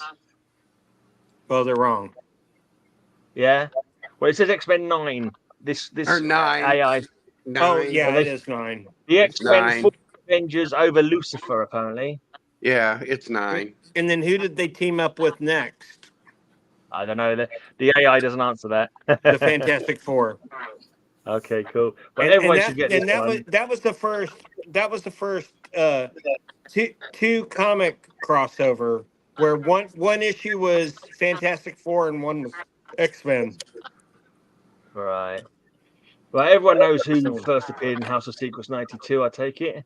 Swamp Thing. Yeah. What became Swamp Thing? Yeah, what became? Right. The villain Kanjar Rowe debuted in Justice League of America 3. What was his weapon?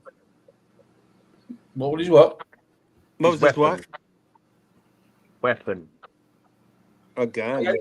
Yeah, something on. He's got that.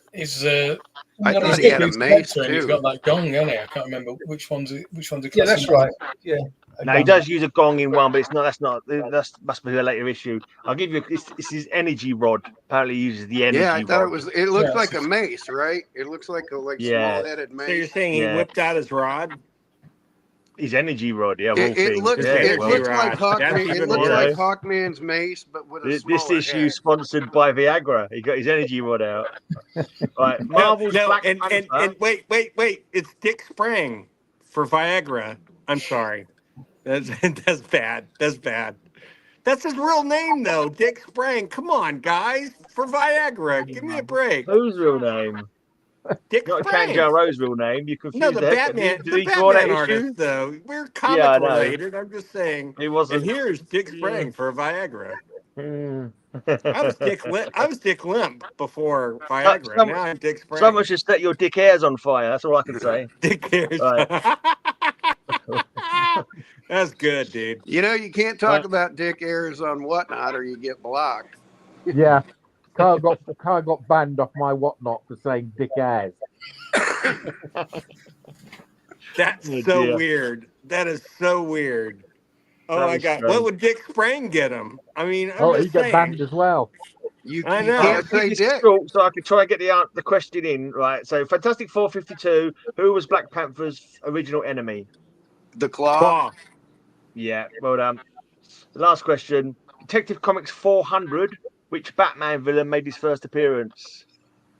400 Man-Bat. Yeah, Man-Bat. Well done, Terry. Man-Bat. There you go. Well done, Terry. Yeah, I just let go of Fantastic Four 52 and 53. Ulysses Wow. Right, I've got. Somebody tell me what this is. If you can tell me what this is, you win an award. Okay. It's your legs. Oh, those are the strips, aren't they? Is it a reprint of newspaper strips from Australia, maybe? From Australia, yeah. Right. And your legs. I can say Mark's legs are putting me off so much. That is a reprint of the first Australian Phantom comic from 1948, which was reproduced in issue 1000. Well, hold on, let's put in the full screen. I'm sitting here looking at it and not looking at the full screen. So it was reproduced from issue 1000 of the Phantom in Australia in 1992. So you've got that reproduction of the first ever Australian Phantom with issue 100. And you can see the cover on the front. Yeah. I almost pulled out the 9th appearance of Phantom when I was upstairs. You turned the volume up. You had mute or something, Mark. I've got my finger over the microphone, eh? Oh, yeah, we hear you now. It doesn't help. Oh. Charles Biro, Lev Gleason. Daredevil #1. Daredevil. Has that got my name written on it? I know. Looks like someone's written Grey on the cover. You know what's messed up about that comic is Daredevil was basically a side character after like 23 issues. He wasn't even a superhero after 23 issues. He was just a moderator. Mm. They just wasted that character. It's a nice early Charlton Phantom. These all a lot you could on. The same company with that Daredevil did Marvel buy that company, so that's why they was able to use Daredevil again. The name copyright went to waste and Marvel pounced on it. Yeah. So it just went into they didn't use it for a period of time. So Marvel was able to pick it up without a problem. Mm. So, all right, which came first, Phantom or Superman? Phantom, was it? Marginally Phantom, maybe? Phantom, I think. 35. Phantom by like 9 months. How's the number? Yeah. Ace Comics number 10. If they had bought Superman straight away, it would have been 1935, wouldn't it? Because they hawked it for nearly 4 years, didn't they? Before DC took it up, 3 years, I should say. Before DC took it up. Dr. Occult. Sorry, was there a question related to that? Yeah, that's what they called him in their school newspaper. Siegel and Schuster called him Dr. Occult in their school newspaper while they were fleshing out Superman. What they called Phantom, or they called Superman Dr. Occult? They called Superman. Siegel and Schuster called him Dr. Occult in their school newspaper. So who created Dr. Occult then? Was it them as well? That's a whole different one that came later. But, I mean, it wasn't actually Superman. Early. They were fleshing out the idea. It was a guy with super strength. That it didn't have, they didn't have the costume fleshed out or anything, but the concept came from something they did in their high school newspaper called Dr. Occult. In 1934. Dr. Occult first appeared in 1935. Huh? Dr. Occult first appeared in 1935. In print, but again, it's conceptually it's not the same thing. But they called Clark, who was to become Clark Kent, they called him Dr. Occult in their school newspaper. Yeah, so it was that was 1934 while he was still in high school. From 1935. Yeah. And here we have Marvel Family issue 13. The Marvel... Oh, I want that so bad. We used to have that and we sold it, but we had a really crappy copy of it. But I did Submariner crossover. but exactly. But they're facing a 100%. character called Mr. Triangle who looks like Namor. And then they call him a Dick Tracy villain. But then he was called Triangle Man after that, and he wound up being he wound up actually so in the first one he was fooling everybody, and there was only one of them. Then something happened, and he actually did split into three people. Okay. And then he started plaguing Captain Marvel Jr. solely, and he never went back to the Marvel family. Did he go on to become Menge Head or Merkin Head? No. Did you get that from? He wound up becoming Namor Head was the name they gave him. Or Dairy Lee Cheese. Yeah, Cheese Head. Dairy Lee's Cheese Triangles. He's really big in Wisconsin, Kyle. He's huge.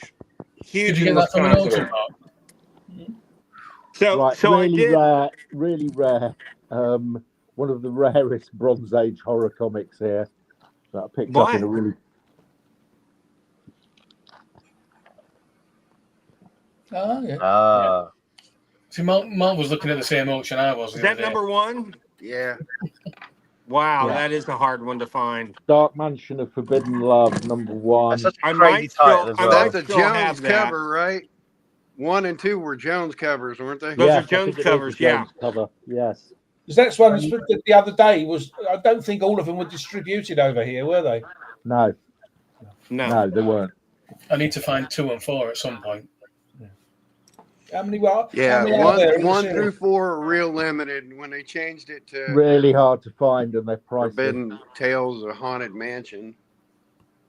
Yeah, part of the reason because they weren't distributed, I suppose. Well, it started as gothic romance, and then it tried to change into horror.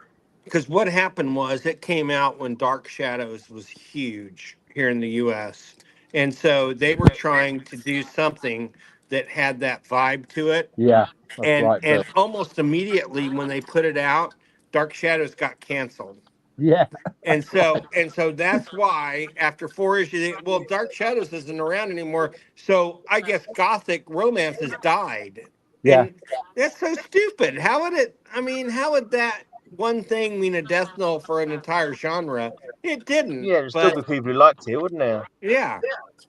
I mean, this is such a great cover. I mean, I really do like this cover. Yeah. Very I don't know if you remember, Mark, you gave me a comic.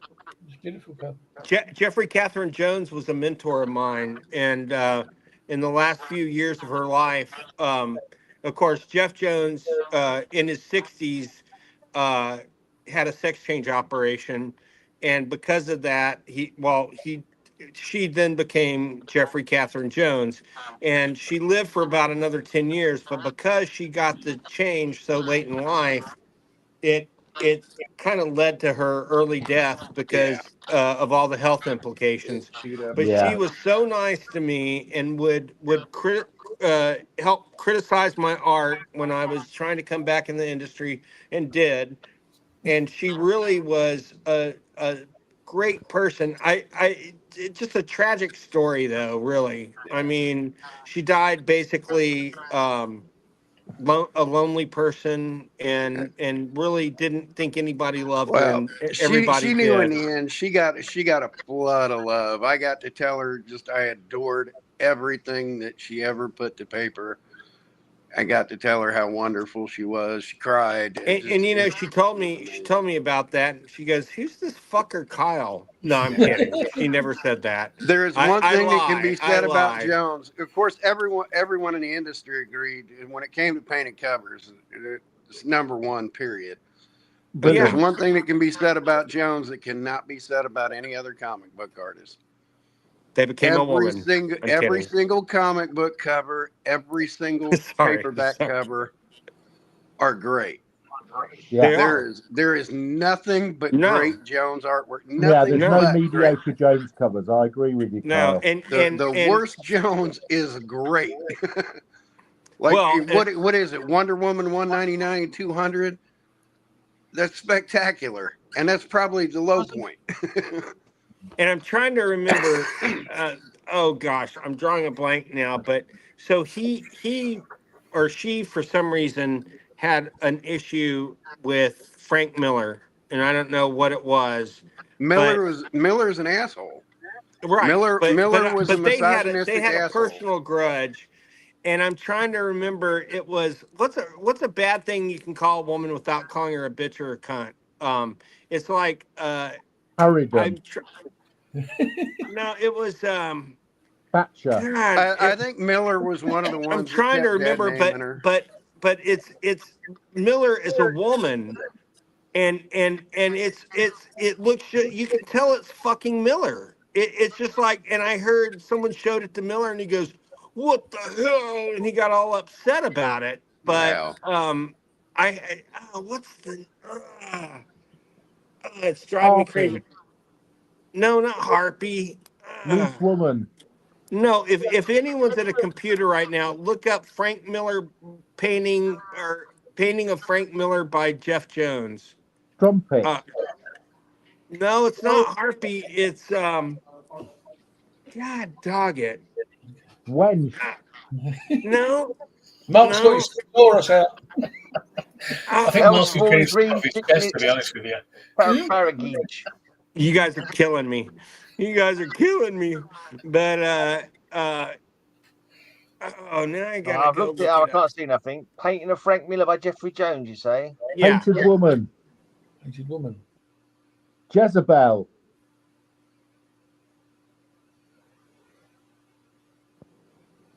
I'll have to go look it up. Leoma. No, painted woman sounds right. No, it wasn't painted woman. It was like it began with an M or something. Mercurial. They're all mercurial. Matriarch. Harpy is really close. Man. Muppet. Crone. Oh, that begins with M. Yeah. I know. Famous Crone begins with an M. Crone. Yeah, we know that one. Crone. Sounds like You're thinking of the French president Macron. You're thinking of Macron. You have to stick all in front of the right.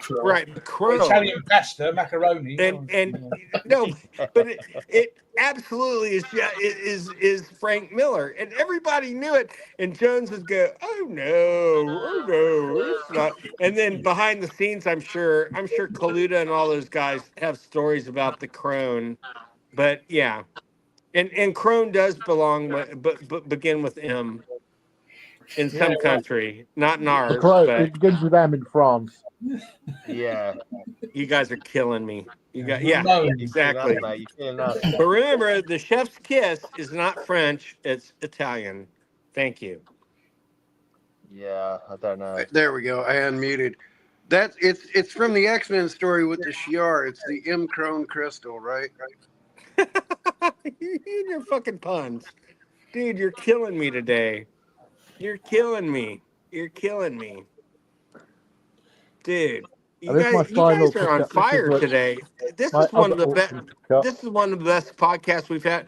Oh, that's nice. A great one. That's right before she changed. Is that the first Silver Age cheetah? Is that the no? That's not the first Silver Age cheetah, is it? Yeah. The first Silver Age cheetah. Yeah. Oh, it is the first. Oh, first wow. Silver Age cheetah. Yeah. What is she number? You know why they won't let her in Vegas, right? Because she's a cheetah. Because she's a cheetah. I know. I'm sorry.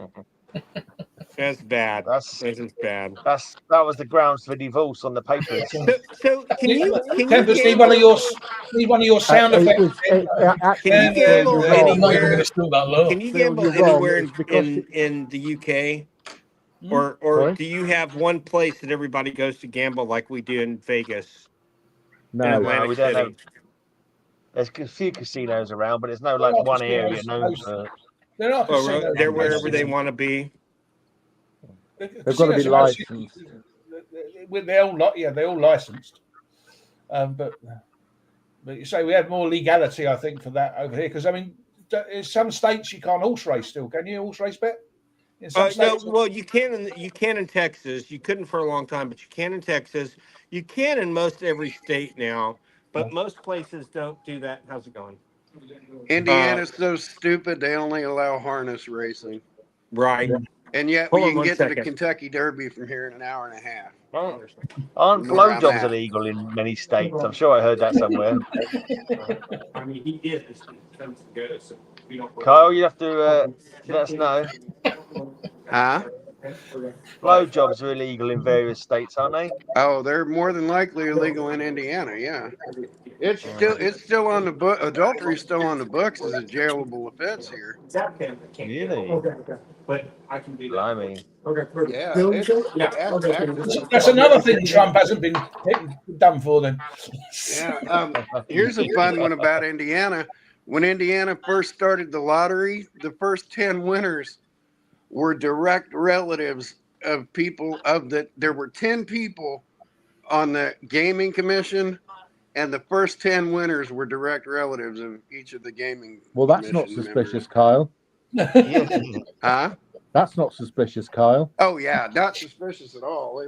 It was ridiculous. Like, the first 10 winners were direct relatives. It's They like a didn't bloody go Wild past West first out there cousin. still. You need some Are you law and talking about the order in that McDonald's country. thing?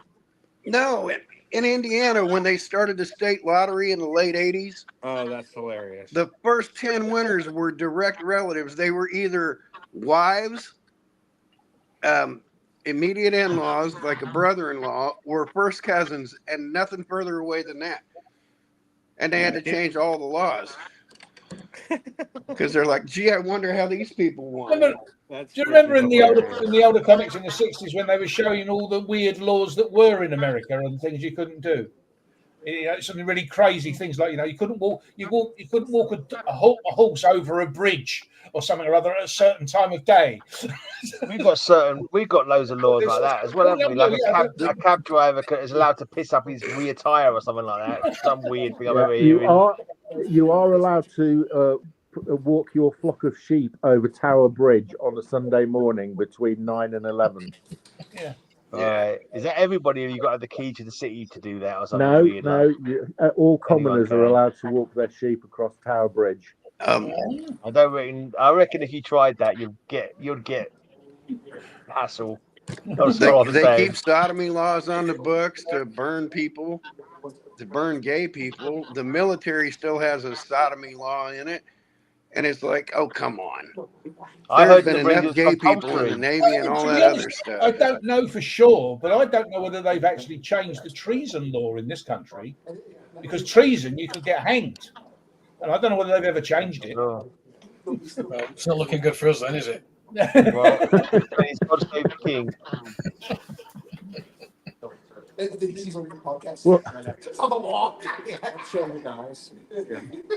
Well done, Bill. Yes, he's turned it off now. I turned it off.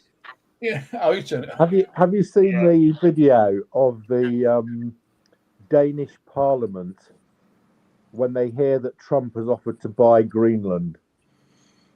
Did they all erupt in laughter? I think they might have done. They all erupted in absolute hoots of laughter. They're all in uncontrollable fits of laughter. Yeah. That's what we're stuck with, guys. Oh, you mean Red, White, and Blue Land? Yeah. No, the Gulf of America.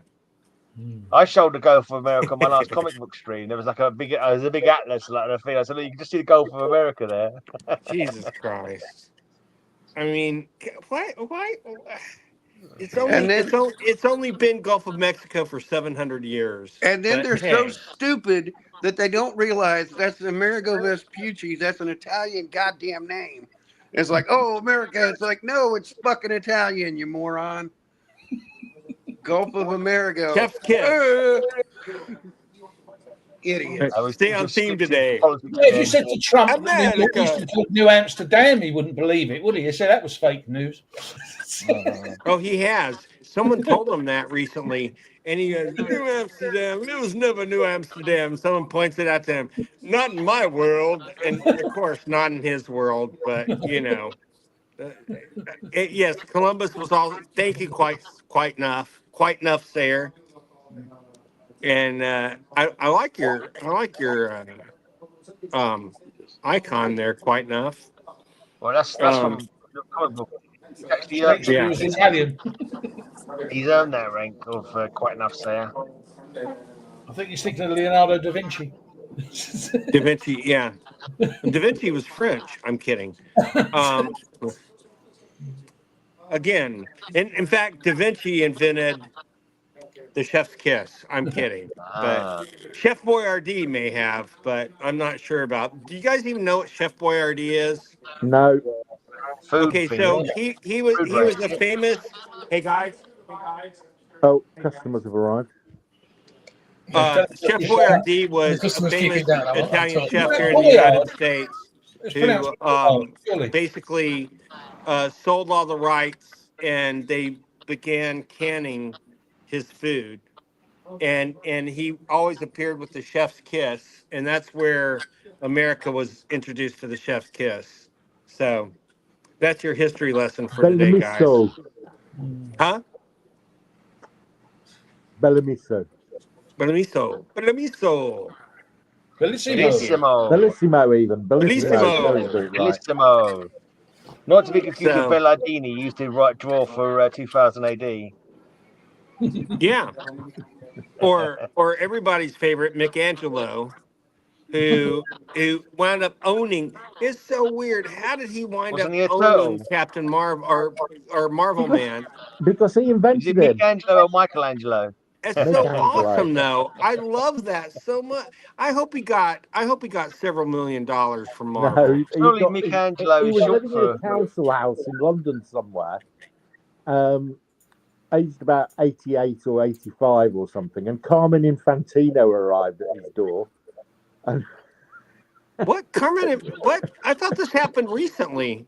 no. This, I mean, No, Marvel literally bought it just 8 years ago. Carmine has been dead. yeah, For, no. This was when they originally sorted out the court case, oh. and Michelangelo was still alive, and they determined it went on for some time because Neil Gaiman claimed he owned it.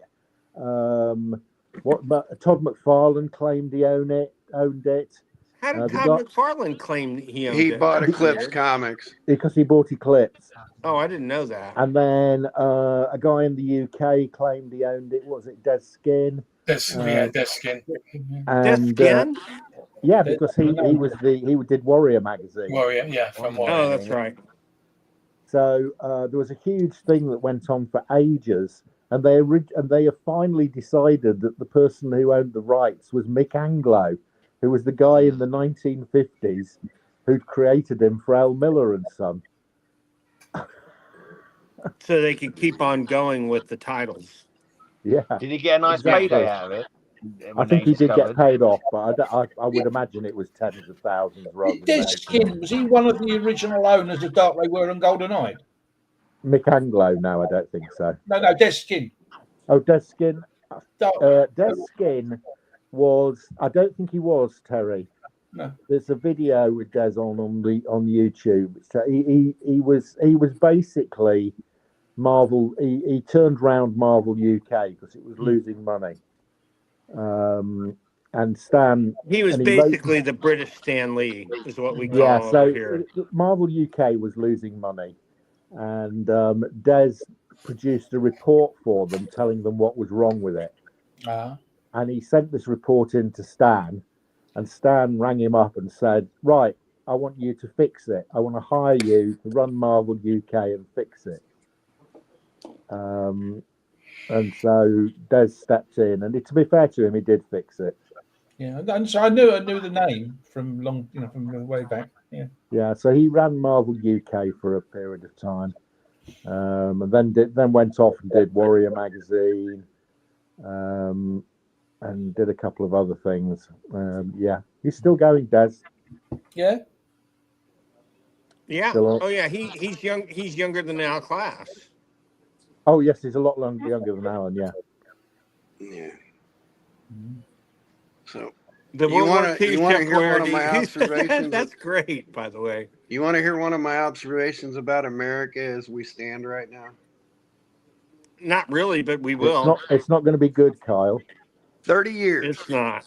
30 years. I ran group homes and independent living programs for the MRDD population, whose mental age range ran from 2 years old to 10 years old. Hundreds, if not into the thousands of clients that I had firsthand dealings with. Again, if you a mean average of their intellectual capacity was a 5 or 6 year old. Every single fucking client I had more common sense than these jackasses running this and making these decisions. Every single fucking one of them. I had people with an intellectual capacity of a 2-year-old that could not wipe their own ass. And they had enough common sense to know you don't fucking attack people on the streets. They had enough people to know right. They had enough sense. Well, to I know think you're right being a from bit wrong. unfair to Trump because they found his IQ test, from which he did when he was trying to join the military, I think, and he's got an IQ of 76. Apparently, So, it's supposedly higher than that, but I don't think it is. I think it might be lower, if anything. But did you hear about? So he He can't got even spell IQ. So what chance has he got, really? So he got Linda McMahon, who is Vince McMahon's wife and owns WWE. So she's now our Secretary of Education, and she went Who off. works for a convicted rapist who is married to a convicted rapist. No, McMahon's not convicted of rape. He's not. He's had a lot of cases recently, and he's He been has, convicted yet. he has, but nothing yet. But it'll happen, Kyle. It's just not yet. But so she's going on and on in this, in this video talk or whatever, and she keeps talking about kids and A1, and she keeps going kids and A1. She meant AI, but she's so stupid. She kept talking about a fucking steak sauce for 2 an hour. hours. 2 hours. 2 hours. She went 2 on hours for 2 and, fucking hours. and she goes, calling it A1. These kids and will nobody learn from corrected her. A1, and everyone's like, pouring some on their hamburger at the time. Well, I hope I learned something from this.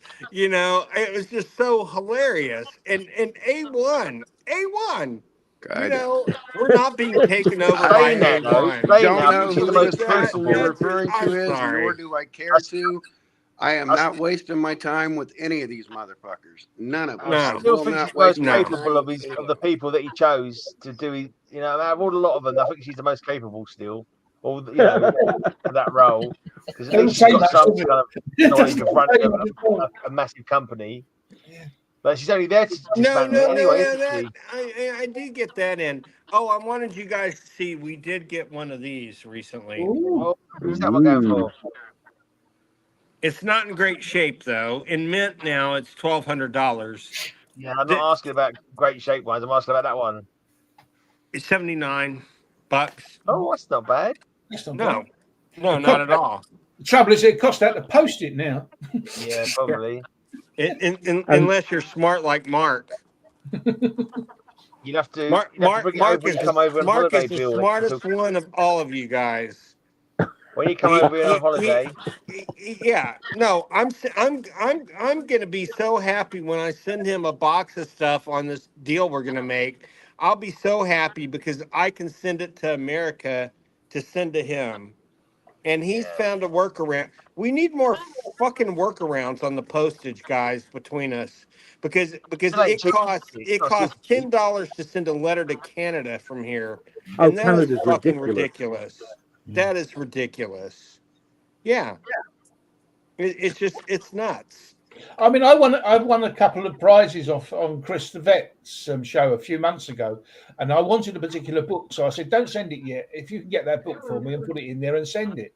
And it's been a while since he's going to send it, but I keep saying to him, "Look, I'm quite happy to send you the carriage because I can imagine how much it's going to bloody cost him now to send it from Canada to me." It's a fortune. Oh, that's okay. Yeah. So he said, "No, that's all right. It's all right." I said, "Okay." But I've offered. I can't do more than offer, can I? So the comic book industry and collector industry is at a standstill right now, and it's because they can't produce like all the costs on bags and boards have just gone through the fucking roof, and backing boards have gone up 100% in the last 6 months. And that was before the tariffs came in. But now that the tariffs are in, backing boards are probably going to be something like $30 for 100. Have the And that's tariffs come in? not really, not They're yet. like, I'll But tell you what, if people, you start calling them tariffs and start calling them the hokey cokey, because they're fucking in, out, fucking shake it all around, aren't they? Every fucking 5 yeah, minutes. yeah. You know, for the record, I used to be addicted to the hokey pokey, but I turned myself around. I just wanted you to know that. That's a bad Okay, well joke, done. but As of right now, you guys are not allowed to give me shit over anything. Nothing. oh yeah, mine was No, Nothing not that that joke bad, none of my Kyle. poetry No, has sorry. mine ever was been not that that bad. bad. I've got to stand up for Bill this time. That joke actually made sense and was humorous. Your jokes, you have to write us a bloody diagram to tell us what the punchline meant. So, you may... Yeah, Kyle, most of your jokes, we have to negotiate your mind through some Yeah. sort of. No, then sort what's so funny? What's so funny is Kyle has a diagram like Wile E. Coyote on one of to explain these things to us. Are you know, saying my It's the thought most it says pattern is disgusting like Acme at 10 the fucking bottom. ferrets in a pillow food sack? treat. And what's Yeah, worse, 10 fucking ferrets in a pillow, 10 ferrets fucking in a You know, pillowcase. it's That's comedy. my It's brain. comedy. This is how Kyle crafts a joke. He thinks of the most disgusting thing to think of, make up a word that no one knows what to do with it, and then he tells it as a punchline. And we're all going, I've never heard that word used before ever. And like, he's like laughing his little head off. And we're like, I don't get it at all. It's like he's invented a word, I swear. You know, it's funny right now. It's an optical illusion, but the way don't change anything about you right now, Gray. The way you're holding your arms, you look like a vampire, and the black space behind your head looks like a cape, like coming up. Yeah. Yeah. You look like you're in a Too red grave for a right vampire. now. My cape. It's not white enough for a Count vampire. Gray. Yeah. Chef's kiss. So, yeah, Bill, he could well be in a Hammer horror film, couldn't he? He could easily, but he'd probably be like an Igor type character or I'd have to be somebody. Rasputin. Oh, master, I've I stayed did a alive for Rasputin 100 movie, didn't years they? for you to come back, Christopher. I mean, Dracula. You know? I'm sorry, that's just a fact, folks. But you know, Bill, have you guys all watched? I mean, you're British. Have you guys all watched those? Have If you this watched was all a the? Harrow, yeah, You guys watched all of the Christopher Lee Draculas? probably over Probably. the years. I've Yeah. watched They're one or really two great. years ago. And I love the 1970 AD. That's a great one, man. That is so great. And it's so, I mean, Carolyn Monroe, I mean, God, Yeah, one she's of your a best exports to the US, I might say, guys. But Okay. If crap. this was a Hammer horror movie, I could see Mark, Terry, and Tempest all being inn owners, like in some Transylvanian, like when they're warning people not to go to the castle. No, sir, don't go to the castle. We lock our doors at night here. You're putting the garlic up around the window frames and that. Yeah, actually, we You would be have to wise not to go to the castle. I'm just saying, you know. Yeah, Yeah, all I three of them think would actually work in that role. the six of us actually would work really well in a pub in a Hammer horror film, wouldn't we? Yeah. So when the Oh, stranger yeah. comes Oh, in, never we're all far. talking away. Horror We'll stare pub. at them. Yeah. Horror pub. You'll give him the eye. Well, Mark, you're nearer anyway. You can go down to the bar, can't you? Yeah, I can. I was going to say, Bill, Matilda's just said she likes my video with my Doctor Who covers. So if you like Doctor Who, go and watch some covers. My latest video. You know, I have a bunch of the annuals now. Well, I had a bunch before I bought the stuff from Darren, but I have a bunch, and the annuals are so great. They're such a time capsule of that season of Doctor Who. I mean, I really think that you guys, your annual system really was spectacular. The funny thing is that when watching Tempest's videos, so many of those annuals he shows and everything else, and I mean, they was all coming out when I was a kid, those ones he's showing. I've never seen any of them. Well, very few. One, you know, one of the odd Batman one I might have noticed, or Superman one, and a few others. But majority of it, I don't know where the bloody hell they've come from, because I certainly never saw it on the shop. There's a Kung None of you Fu wanted annual, to, but which I gave away to a friend. Kung Fu, the TV show. There's a Kojak. Kung You Fu guys, annuals. so you guys had more TV comics based on our detective shows in the 70s than we did. Nobody did those. You guys did. You guys had Canon. You guys had Kojak. You had all these. We never had, and no one has ever reprinted them for the American market, which blows my mind. Because don't you think they would sell? I do. I think I had Kung Fu annuals and a Hong Kong Fooey annual at one point when I was a kid. Yep, yep. And I And still Hair want Bear I Bunch. still I'm want sure the I had annuals for Impossibles them. annual. If anyone ever finds the Impossibles annual, please sell it to me. That's I really want that. Don't know whether I've said it before, but that's a program, Kojak, as an unusual program, an American program. Do you know why? Why? Because we saw it here before you did. No, wait, what? I've never heard that. The episodes came over here before they went to you. I don't doubt that. Only a couple of days behind, but we actually saw it. Well, it was more popular in England than it was in America. Well, because of the 5-hour time difference between the mainland No, I'm talking about a couple of. No. I'm talking about something different. No, I'm talking about something different. Hear me out for a second. Yeah. Because of the time difference between Hawaii and the mainland, all the TV shows would always air a week later in Hawaii for some. Even Hawaii 5-0. We even got Hawaii 5-0 a week later. So that does not surprise me at all because it was because of the time. No, they said it was because they got it beforehand because it was more popular in England or in the UK than it was in America, and so we got to see it first. I know it was super popular over there, and maybe that's it, but I'm betting it's more a distribution thing. Wouldn't you think so, Kyle? Who loves you, baby? Thank you. You're not bald enough to say that, dude. But a little bit more. Because Telly Savalas was in my favorite war film as well, Kelly's Heroes. So. Oh, I love that. That's mine too. I love that. And Don Rickles was in that also, by the way. Yeah, I know. Is that the one on the Greek island? No. There's one on the Greek island, wasn't there? Well, a war film on the Greek island. He was in that. Well, Savalas was Greek American, so yeah. In Greece. Clive James once showed a show with Telly Savalas where I think he was looking around Milton Keynes or something. Yeah.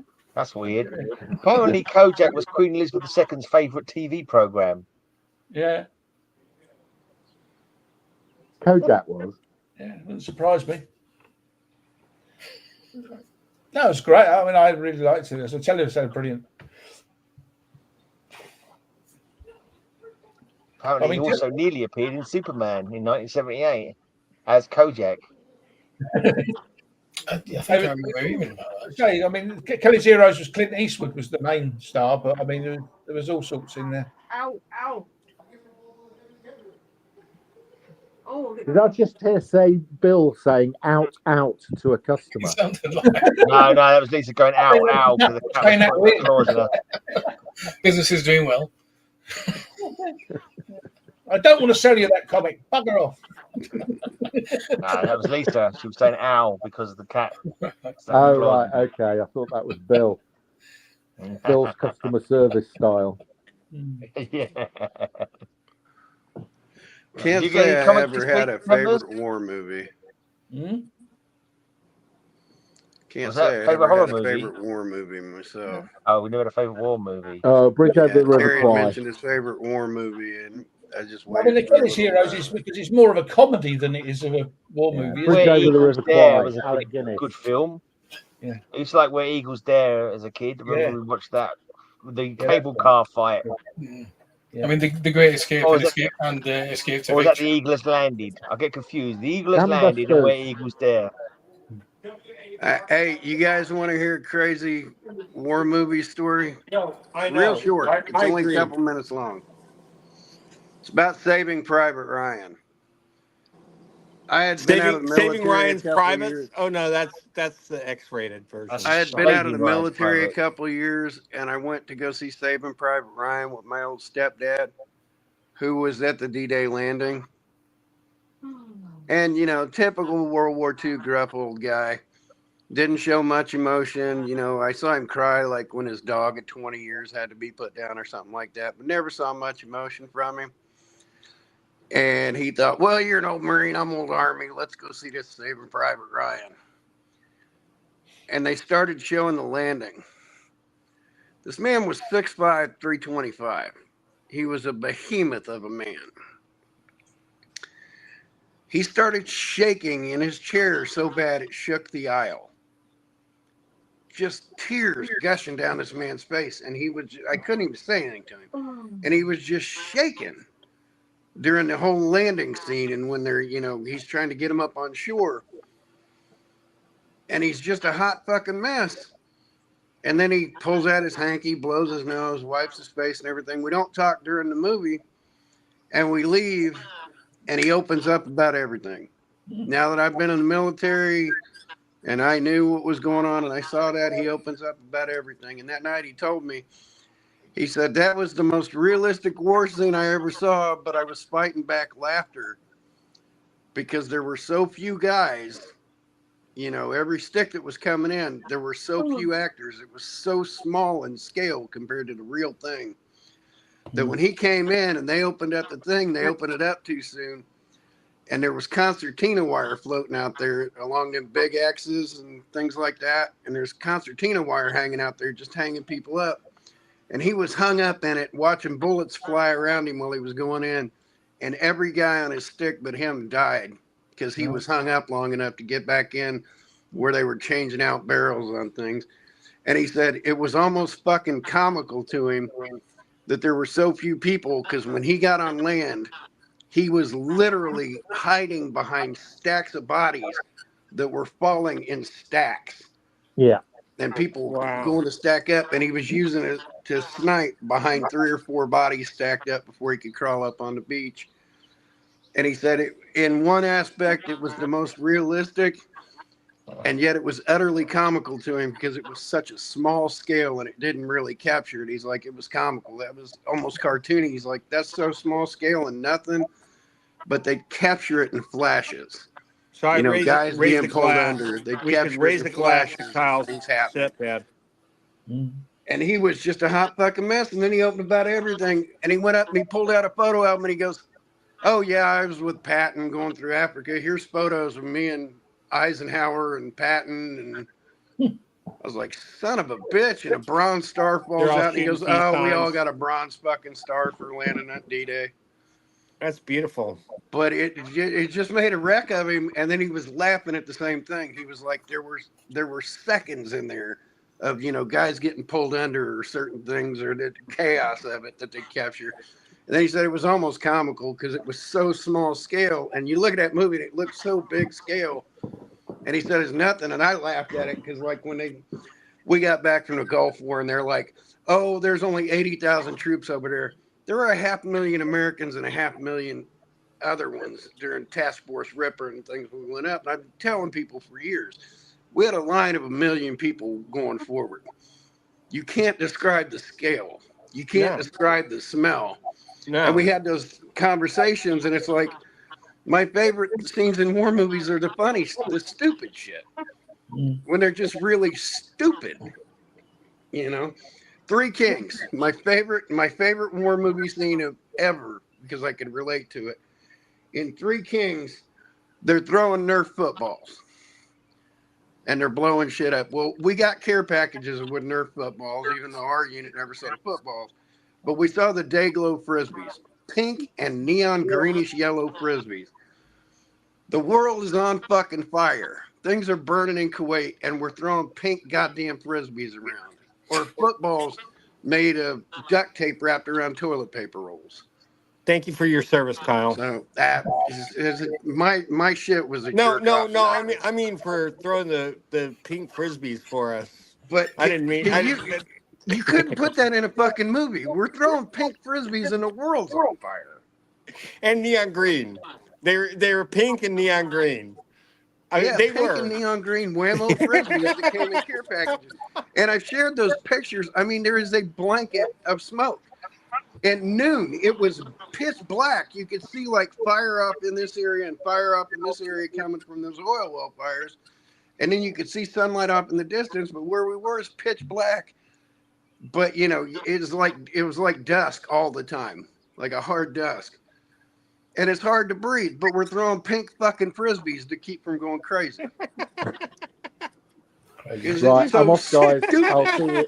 I won't see you. I'm off traveling for the next 5 weeks, guys. So I may join you from Portugal or Spain, but I won't have any comics. We love you, pal. Right. Have a good time, man. Have fun. Chef's kiss to Mark. But you know, I can just now I want to see a war movie with pink frisbees. You know, let's be realistic here. Hey man, where'd that come from? As I'm trying to kill somebody. We got care packages with candy and frisbees. Like, I got sick and tired of eating candy because, like, you don't want it. You're already having a gulp down. So you started eating the frisbees? I'm just guessing. They're probably better than some of your base frisbee food right or there. post food. Modern thing on it, but literally these things being thrown in the fucking desert. Oh my God. Absurd and stupid as hell. I love that so much. That makes me happy. I bet you were strapping C4 to it and throwing it at the enemy, weren't you? Oh God, no. It wouldn't fly right. It wouldn't fly right. You know, you put a small amount, then you gotta fuse it and light it. It wouldn't work. That's crazier than even something I would say. And then and I always love telling the story about, you know, the only reason he knows it wouldn't work is because he tried it. Yeah. I always had to keep a home address, you know, a permanent address on file for anything that got mailed to me. And it was always wherever my mom was, because I knew, you know, I'd live in an apartment 6 months, then live in another one for a year, then live in a house for 2 years renting. You know, I was on the go. So my mail went to my mom. And then I got this Pentagon debrief letter about Gulf War syndrome that went to my mom's. And my mom opened it up and had a fucking cow because I told her I lied. Everything's I lied okay. about everything I did in the military. I told my mom I was in the rear with the gear, never went that far, never saw this country, never did that. Did not want my mom worried about shit. Yeah. A year out, I get a letter to my permanent address, and it's from the Pentagon, and my mom has a shit fit and rips it open. And it's a debrief on three of our actions where we came in close contact with chemical weapons. And my mom had a nervous breakdown. She was like, this says you were here. This says you were there. This says you were there. And I still have it upstairs. And I'll share parts of it, like pictures of parts of it, but it actually has troop movements, so I won't share that. But I'll share the letter and letterhead and stuff. But she had an absolute fucking cow. She says, this says you were here, there, and there, and there. And I'm like, I was, Mom, but I wasn't telling anybody back here I was there. You know, well, why would I want my mom worried if I got sarin gas dropped on my head, you know? If it would have happened, it would have happened. But I got sniffing distance to some ugly shit. How long was you in the army for? I wasn't in the army. I was in the Marines. Yeah, so fuck you, Greg. You don't know the difference. It's the same difference. You're playing soldier boy with the rest of your bum boys. Come on, how long was you in there for? 4 years. 2 Cold War, 2 Gulf War. I was in the Marines when the Berlin Wall came down, when communism fell. Oh. Operation Just Cause out of Panama. I was forward deployed to Cuba. Yeah. Operation Desert Shield, Desert Storm. I was over for that. He was Forrest Gump the later years. You know. You're gonna pick the worst times to be a Marine, Kyle. I can tell Forrest Gump stories all day long. He ran the United States. I walked it. I did a Crocodile Dundee and did a walkabout years before Forrest Gump came out. But in that movie, if you listen to walkabout's all in your head, though, right? If you listen in the director's commentary of Forrest Gump, or the commentary Tom Hanks talks about it, they filmed that in the Philippines. They filmed Forrest Gump in the Philippines, And like the battle action sequences, they were actually on base down in Subic Bay. We've just been shut down by the YouTube police. Sorry, keep going. Every couple of years, they'd replace these ropes. There were thick shipping ropes underwater, like to cross some of these ravines, and especially in monsoon season. Sometimes this water would only be knee high or even ankle high when it was real hot, but monsoon season kicks up and it's up to your neck. And you have to have these crossing points because if you go certain spots in the Philippines, they'll light you up. There are more training bases, Islamic training bases in the Philippines than there are in the East. But they shot some of the movie at this, and he's talking about walking across the rope bridge that I helped build that's under the water. And when they're walking, and he says, and he's talking about the different kind of rain, and they're like, there's stinging rain and things like that. And he goes, and sometimes it even rained up, and he's going across the water and it's splashing up. And he talks about it because they're walking, but what they're actually walking on is a real thick rope bridge underwater so that they don't get stuck in the mud and their boots don't come off and shit. And he's like, we were walking across this on this training grounds in the Philippines. And I'm like, motherfucker, I built that damn thing. I built the thing he was walking on in that scene. That's so fucking cool. So, and it could have been replaced, like every 2 or 3 years they replace them. I doubt it.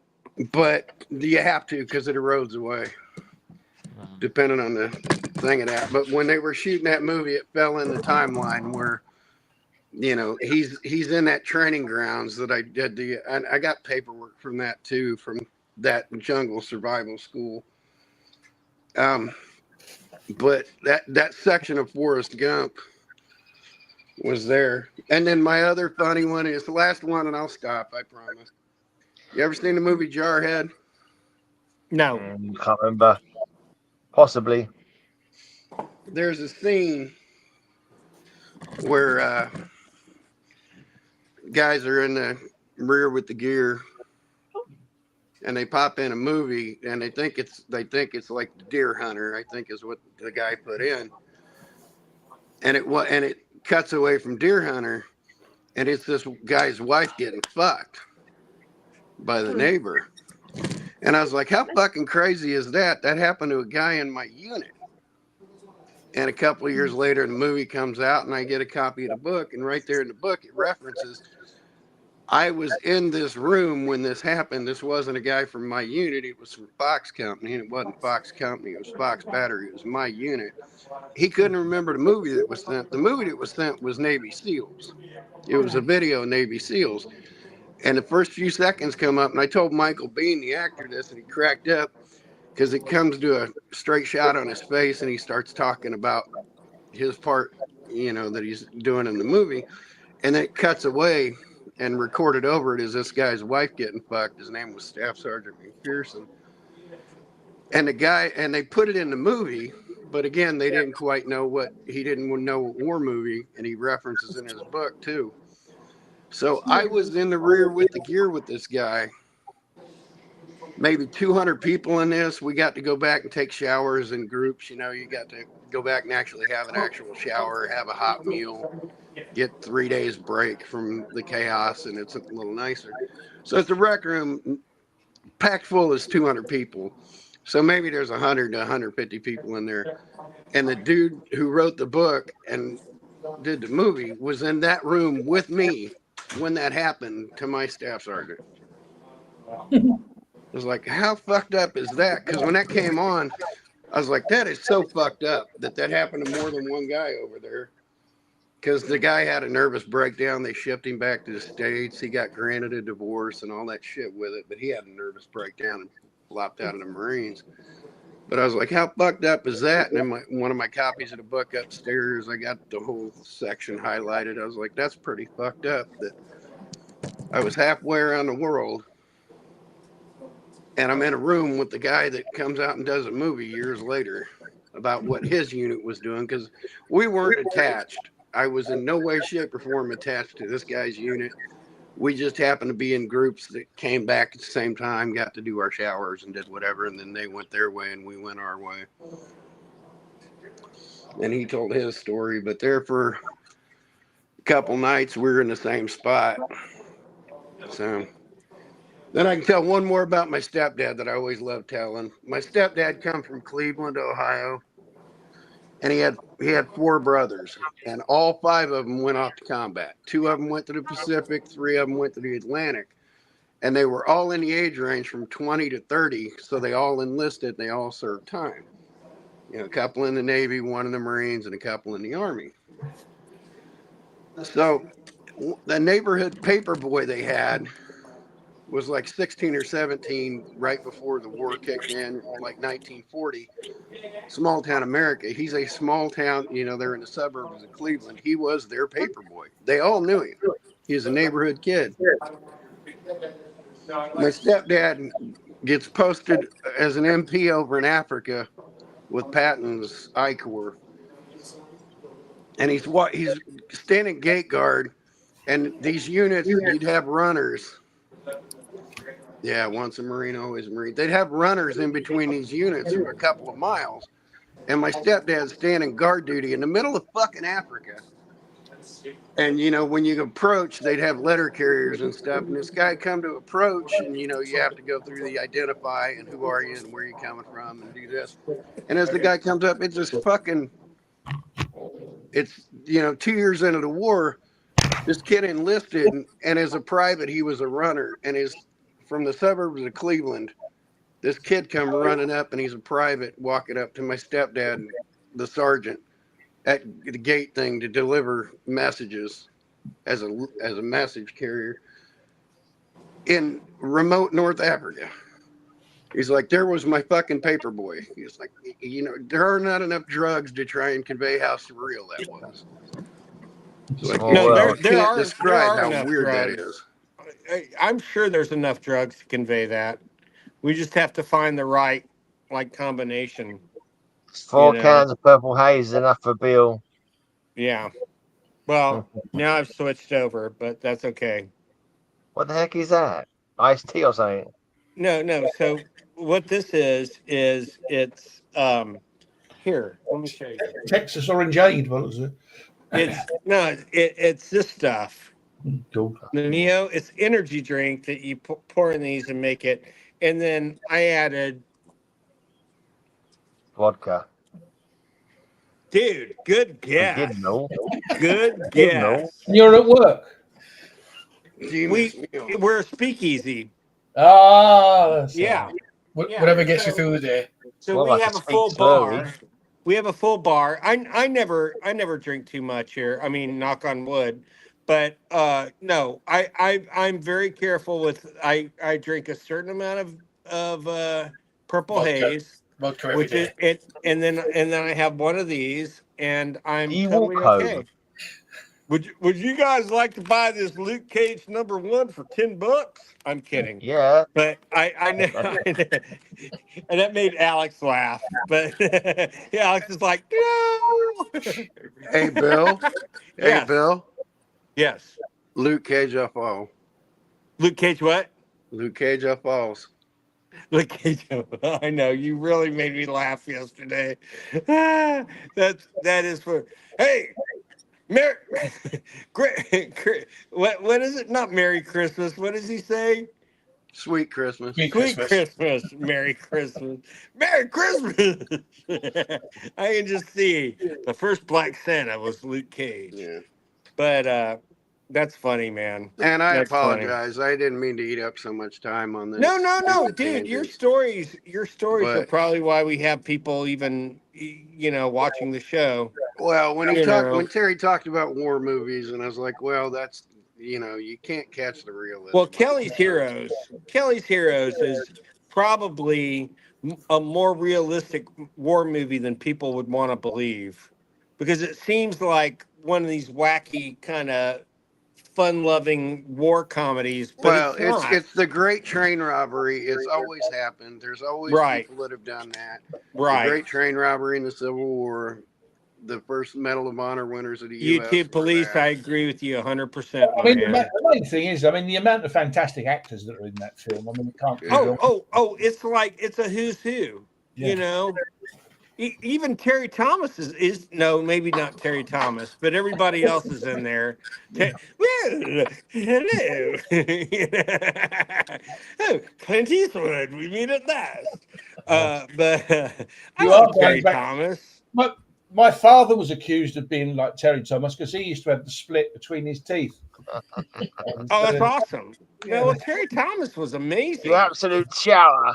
Yeah. You know, what was always funny to me was whenever he was in anything serious or a horror movie or something, I would just crack up. It would be like, and here's Terry.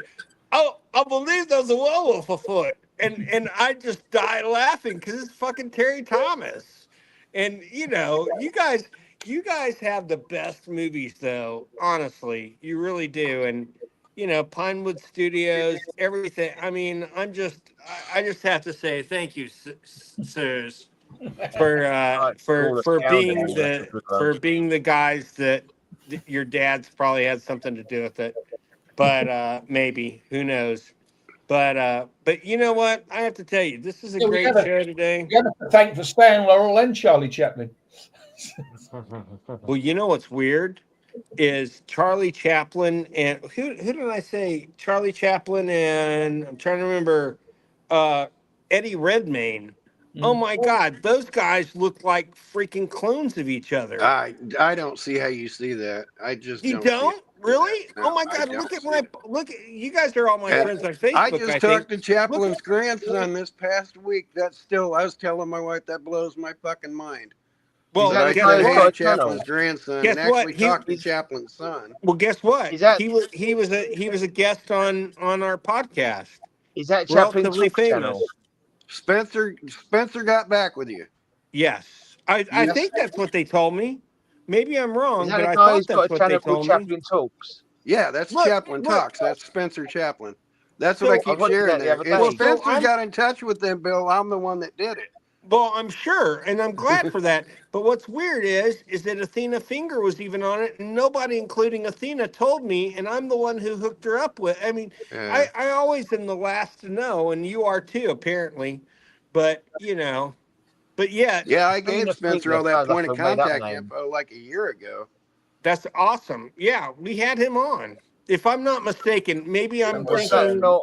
That's Groucho Marx. Groucho Marx, yeah. Groucho Marx.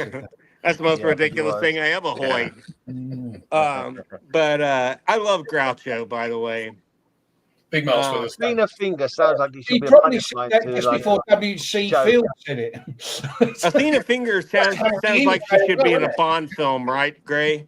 No, Joe, you used to get me these jokes, comic-like jokes, and they'd be like book names, and he'd be like, my blinking bladder appointment by IP Freely, that kind of stuff. You know, I mean, it's like a joke name for a book, like Pussy Galore. Finger. I'm just saying. You know, and what was the one that they used? What was the one they used? Kyle and Austin Powers.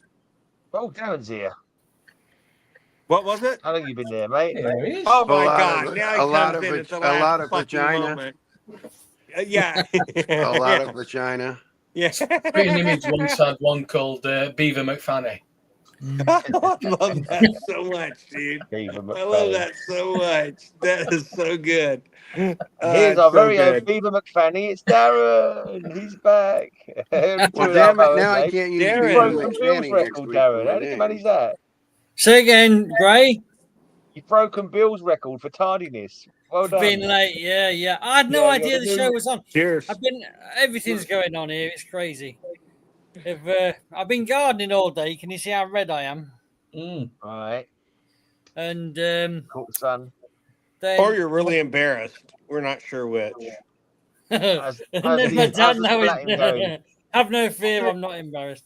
My bloody dad, right? So he came to my house. That sounds like a horror movie. My bloody dad. He came to my house about 10 days ago, and we were messing about in the garden doing stuff. And there's a fence that blew down in the wind, and a load of rats I live in the country, right? Rats live in the country. You'll never get rats out of the country. So rats run along the riverbank, but they do it on the inside of the river wall. So basically they're running over this piece of wooden fence that's been on the ground for a few days. So he picked it up and broke all the fence up to throw it away. A couple of days later, he developed like a rash on his hand or something, and like the shits and shivers and lost his appetite and everything. He's been in hospital he's been in hospital for 10 days with Wheels disease. What? Wheels disease? Yeah. What is that? Wheels disease. It's really, what really killed Gene serious. Hackman's wife. Yeah. What? It's what killed Gene Hackman's wife. I thought that was SARS. Oh, shit. No, it's the rat dropping thing. Oh my God, that's fucked up. Yeah. I'm so So is if he you okay catch it now? really Contact fast, with it. Oh my God. if it's treated really, really quickly, you only have like a 5% chance of dying. But if you treat it really slowly, it's like 50% chance of dying. Oh my God. Shit. So anyway, so then Is he better so now? Dad went to hospital. Well, he Is went he to okay? hospital about 10 days ago, and then he explained the situation to the doctors at A&E.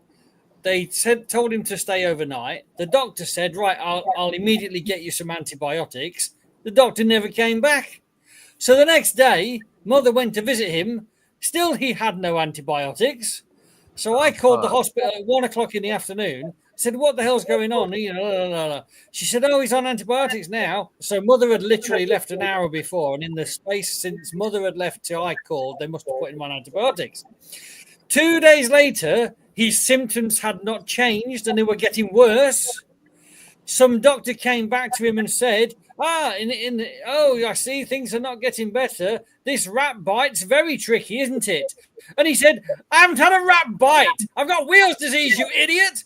So they said, they were treating him for the wrong thing. Oh, great. Oh, God. Oh Yeah. my God. then And they knew what it was all along. We knew what it was all along, and the doctors screwed it up.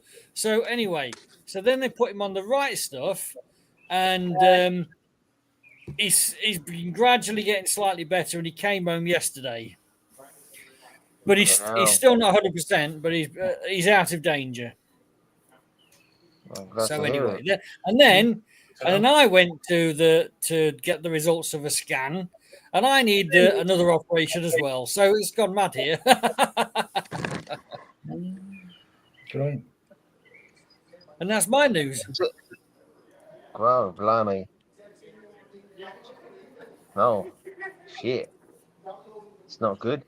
Yeah, no, Dad's all right. At the end of the it. day, right? So all's well that ends well. Dad's home. He's all right. I'm okay with having a small operation on my get proper asshole. treatment. But still, that's bullshit. Mm. So he's home Yeah, now? I know, yeah. Oh, thank God. Yeah. Thank God. That's good news. So show us some books before we have to go. Oh shoot, dude! I don't even know what to show you. I'm upside down completely. Yeah, I've got no idea what's where. Have you taken the photos of all your comics yet? No, I've done nothing. I've been on World of Warcraft for a week. I thought you'd given up World of Warcraft. Yeah, I ditched it when I got Rainbow back on. Bright. Oh my God! When did that? I don't remember that at all. That's Bill's No, I favorite don't series. remember that one. It's pretty freaking great, man. There you No, go. I'm kidding.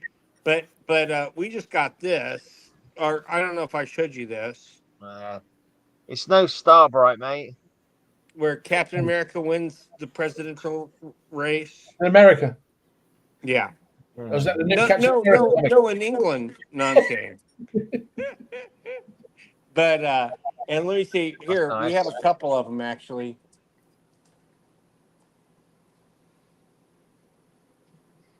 These are great, man. I don't know who came up with these, but these are, well, I know it was CC Beck, but look, he's even got a tail. It's so weird. He's got two tails. He's got, is he, the Yellow Devil? No, he just, oh, well, yeah, right? If he's a man. Oh, ha, ha, ha. That's hilarious. No, there's like a finger that Captain Marvel's it was the finger. It was Captain Marvel's finger.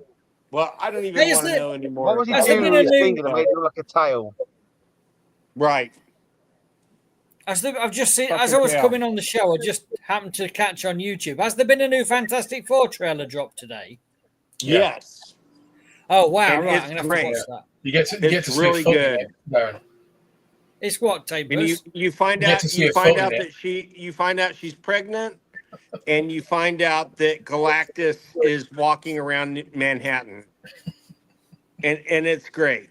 But it doesn't really spoil anything. I don't think. Does Do it you look guys? like Galactus, or is it a Have you seen it, cloud? Tempest? Sorry? Have you seen the trailer? Yeah. What did you think of it? I mean, I don't like Marvel stuff anyway, so it's all garbage. Oh, you don't? It looks all right. No, you're not pissing me off. But Alex, however, has a bone. Come here. Alex is DC. I'm DC. Okay, Alex is DC. So Alex agrees with you. Sorry, I was trying to pull him into the fight, but no, I'm DC, man. I don't want to get into this fight. So But Galactus is a big cloud. I'm pretty sure that's he's how all Rip Hunter Time Master. He wanted you to know, Tempest. But This show is probably slightly more DC than Marvel. You know who we have on the show. Oh, absolutely! It always has been. Yeah, well, and that's fine with me. The Brits are DC and the Yanks are Marvel, aren't they? I think Bill and Kyle are more Marvel. I've always been not. Marvel. I'm myself. not. I'm everywhere. In fact, I'm more a Foster fan than anything. It was more British with the amount of stuff he buys off of you, Darren. Yeah. Look how I have to raise my glass because I bought so much British stuff from Darren. The teacup. It looks stupid otherwise. Yeah, he's showing up books behind you. Right behind him. Awesome. Thank you. Thank you, Alex. Thank you. Alex always has my back. The new AI Supergirl trailer. Is there as well? Is there a Supergirl trailer? It's AI. I mean, everybody's saying it's real, but everything else. But I mean, there's too much of the trailer from Superman in it. So fake trailer, is it? It's not a fake. Have you seen the pictures? Have you seen the pictures of Lobo? It's very well made. Have you seen? They were AI, weren't they? Have you seen the pictures of Lobo? No.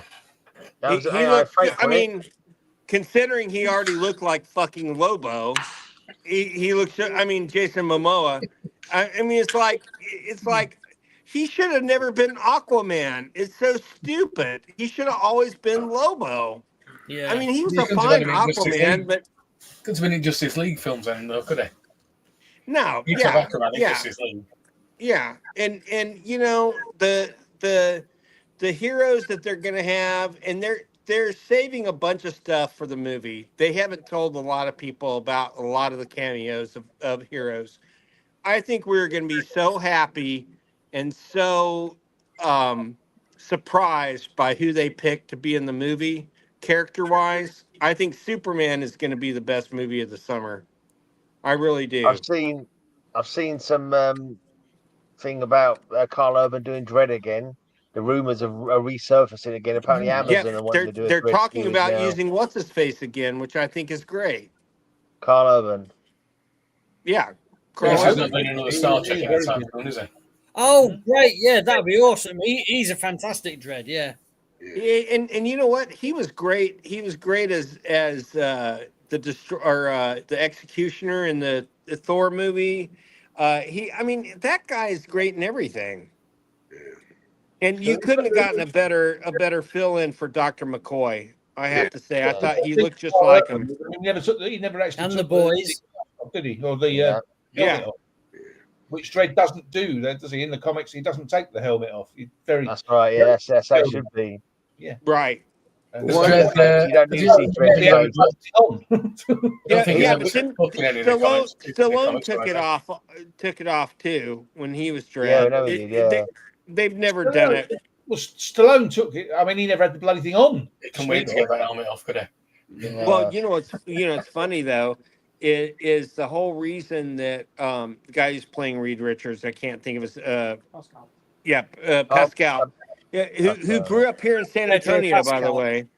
Yeah. So he wanted to leave Mandalorian because he didn't get to take his helmet off enough and for people to see him. And then he realized how popular the show was, and he goes, "Oh no, I'm good. I'm good."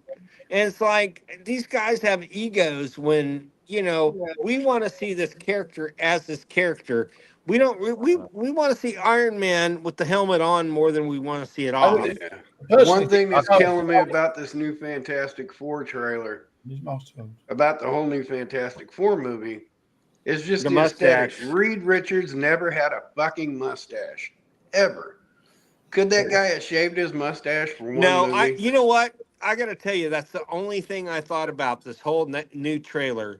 That's the only thing I thought about is exactly what you're saying. It just looked out of place and stupid. It looked ridiculous. Yeah.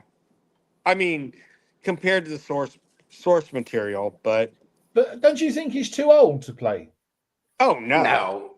None of that matters, but I don't even think he's 50. Just does not work. He was always in his 40s in the early comics. He had been both because they were both veterans of World War II. So they were. I mean, this is before everybody needed their heroes to be in their fucking 20s, and now, and I don't mean it in a bad way, but superheroes could be in any age. I mean, it doesn't matter. Yeah. I think ageism is more alive in comic books and comic book movies than any other genre. Yeah, just aesthetically, it just looked ridiculous. Well, I didn't think, but what did you think about Galactus walking through Manhattan? I thought that was pretty cool. It's happened in the comics. He's done that. That's straight out of the comics. No, that's what I'm saying. I thought that was awesome. Yeah, that's all straight out of the comics. I'm fine with all of it except his fucking mustache. And they do need to tighten up the CGI, but just the mustache was too much. It's like Tony Stark. It's like if they had Tony Stark without a mustache. Seeing the thing run through all those pillars of concrete, that was so fucking cool. Yeah. I don't like the costume. I wish they just had him in the shorts like the comics. Well, he may graduate to that. I mean, they're still doing this. And by the end, CGI, and it might not be any good. That's possibly why they're keeping the costume on. Yeah. No, I have to tell you, I think he's a great. I think all the cast choices were great. I do wish Pascal had shaved his mustache, but other than that. Yeah, all he needed to shave the mustache for one movie. I still haven't seen any fucking super apes yet, and that's pissing me off. But that's another story altogether. Plenty of Silver Surfer in there, though. Yeah, and I thought she was fine, right? Did you have a problem with that, Tempest? No. I didn't either. And oh, come on, quite enough. Yeah, we know. It's gravelly enough. Come on. I know. You know what Quite wants to... Quite, I'm going to ask you this, and you respond. You want to hear, it's clobbering time. That's what you want to hear. And we all do, but we're going to hear, it's clobbering time. And, I mean, it's not that different. I mean, yeah, we'd like a little bit more gravel when to he it. yells. It depends on what comes out when he yells. And when he yells. Well, what accent has he got then? What? Well, he seems soft-spoken so far, but I think they're going to hold off on the big stuff. Oh, okay, Quite.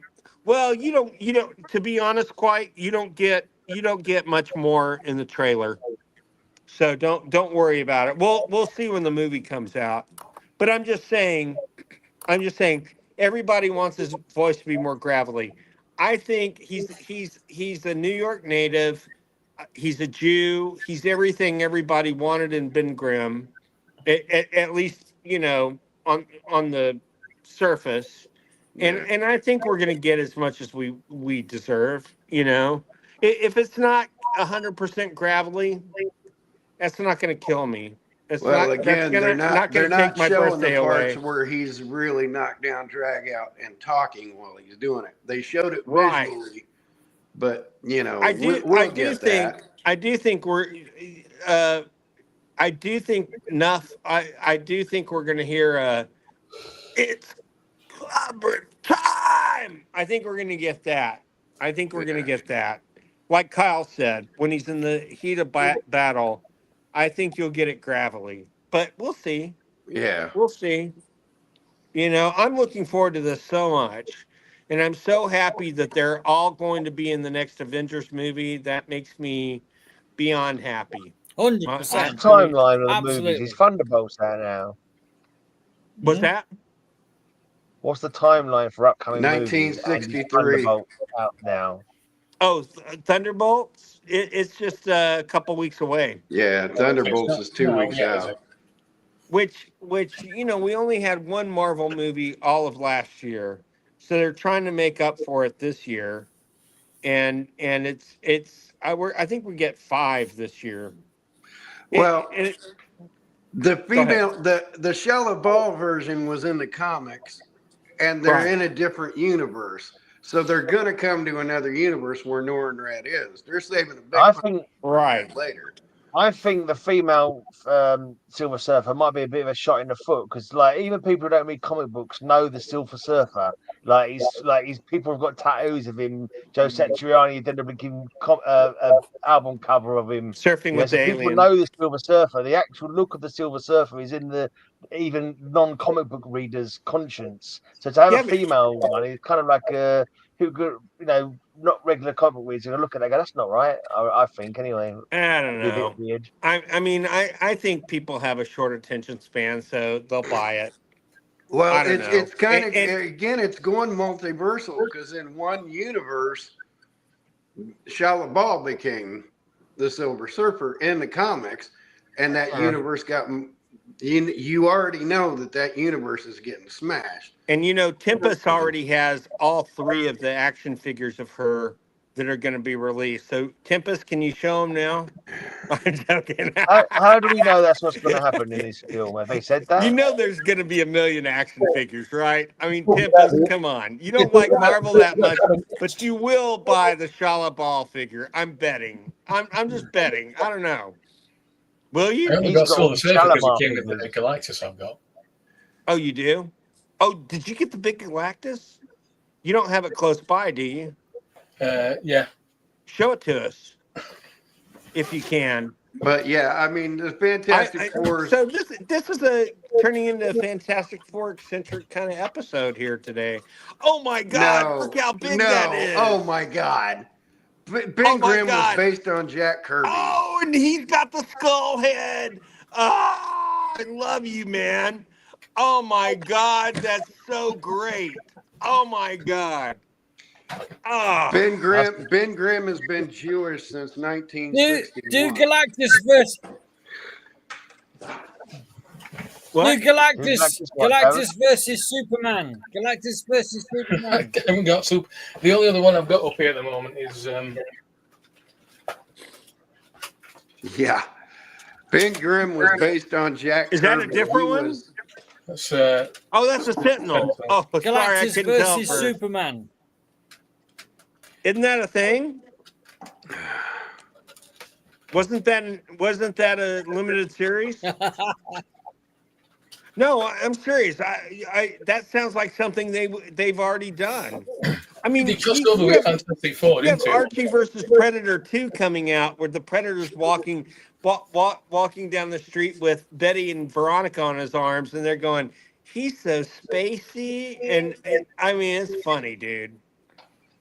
Or he's out of this world. That's what they're saying on the cover. Wow. That's a real thing. I'm not making this up.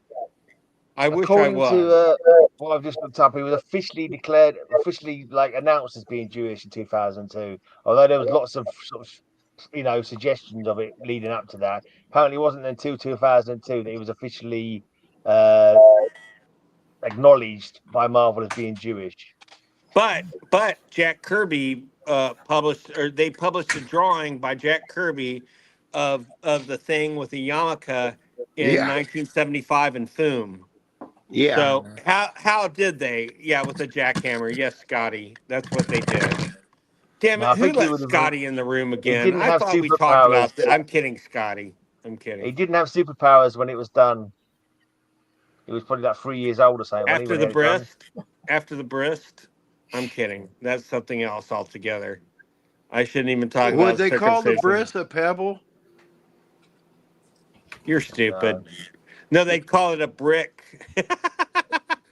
I'm sorry. He never had this That was superpower bad until too. till he was in his 30s or something. That's when he got the Blanca superpower. to this Your day timelines are all wrong. Blanca to this day calls, not Michael Jackson. To this day, Blanca calls the thing Rocky because she grew up seeing him with rocks and stuff, and all her brothers, they all called him Rocky. And then the family falls in love with the Rocky movie series.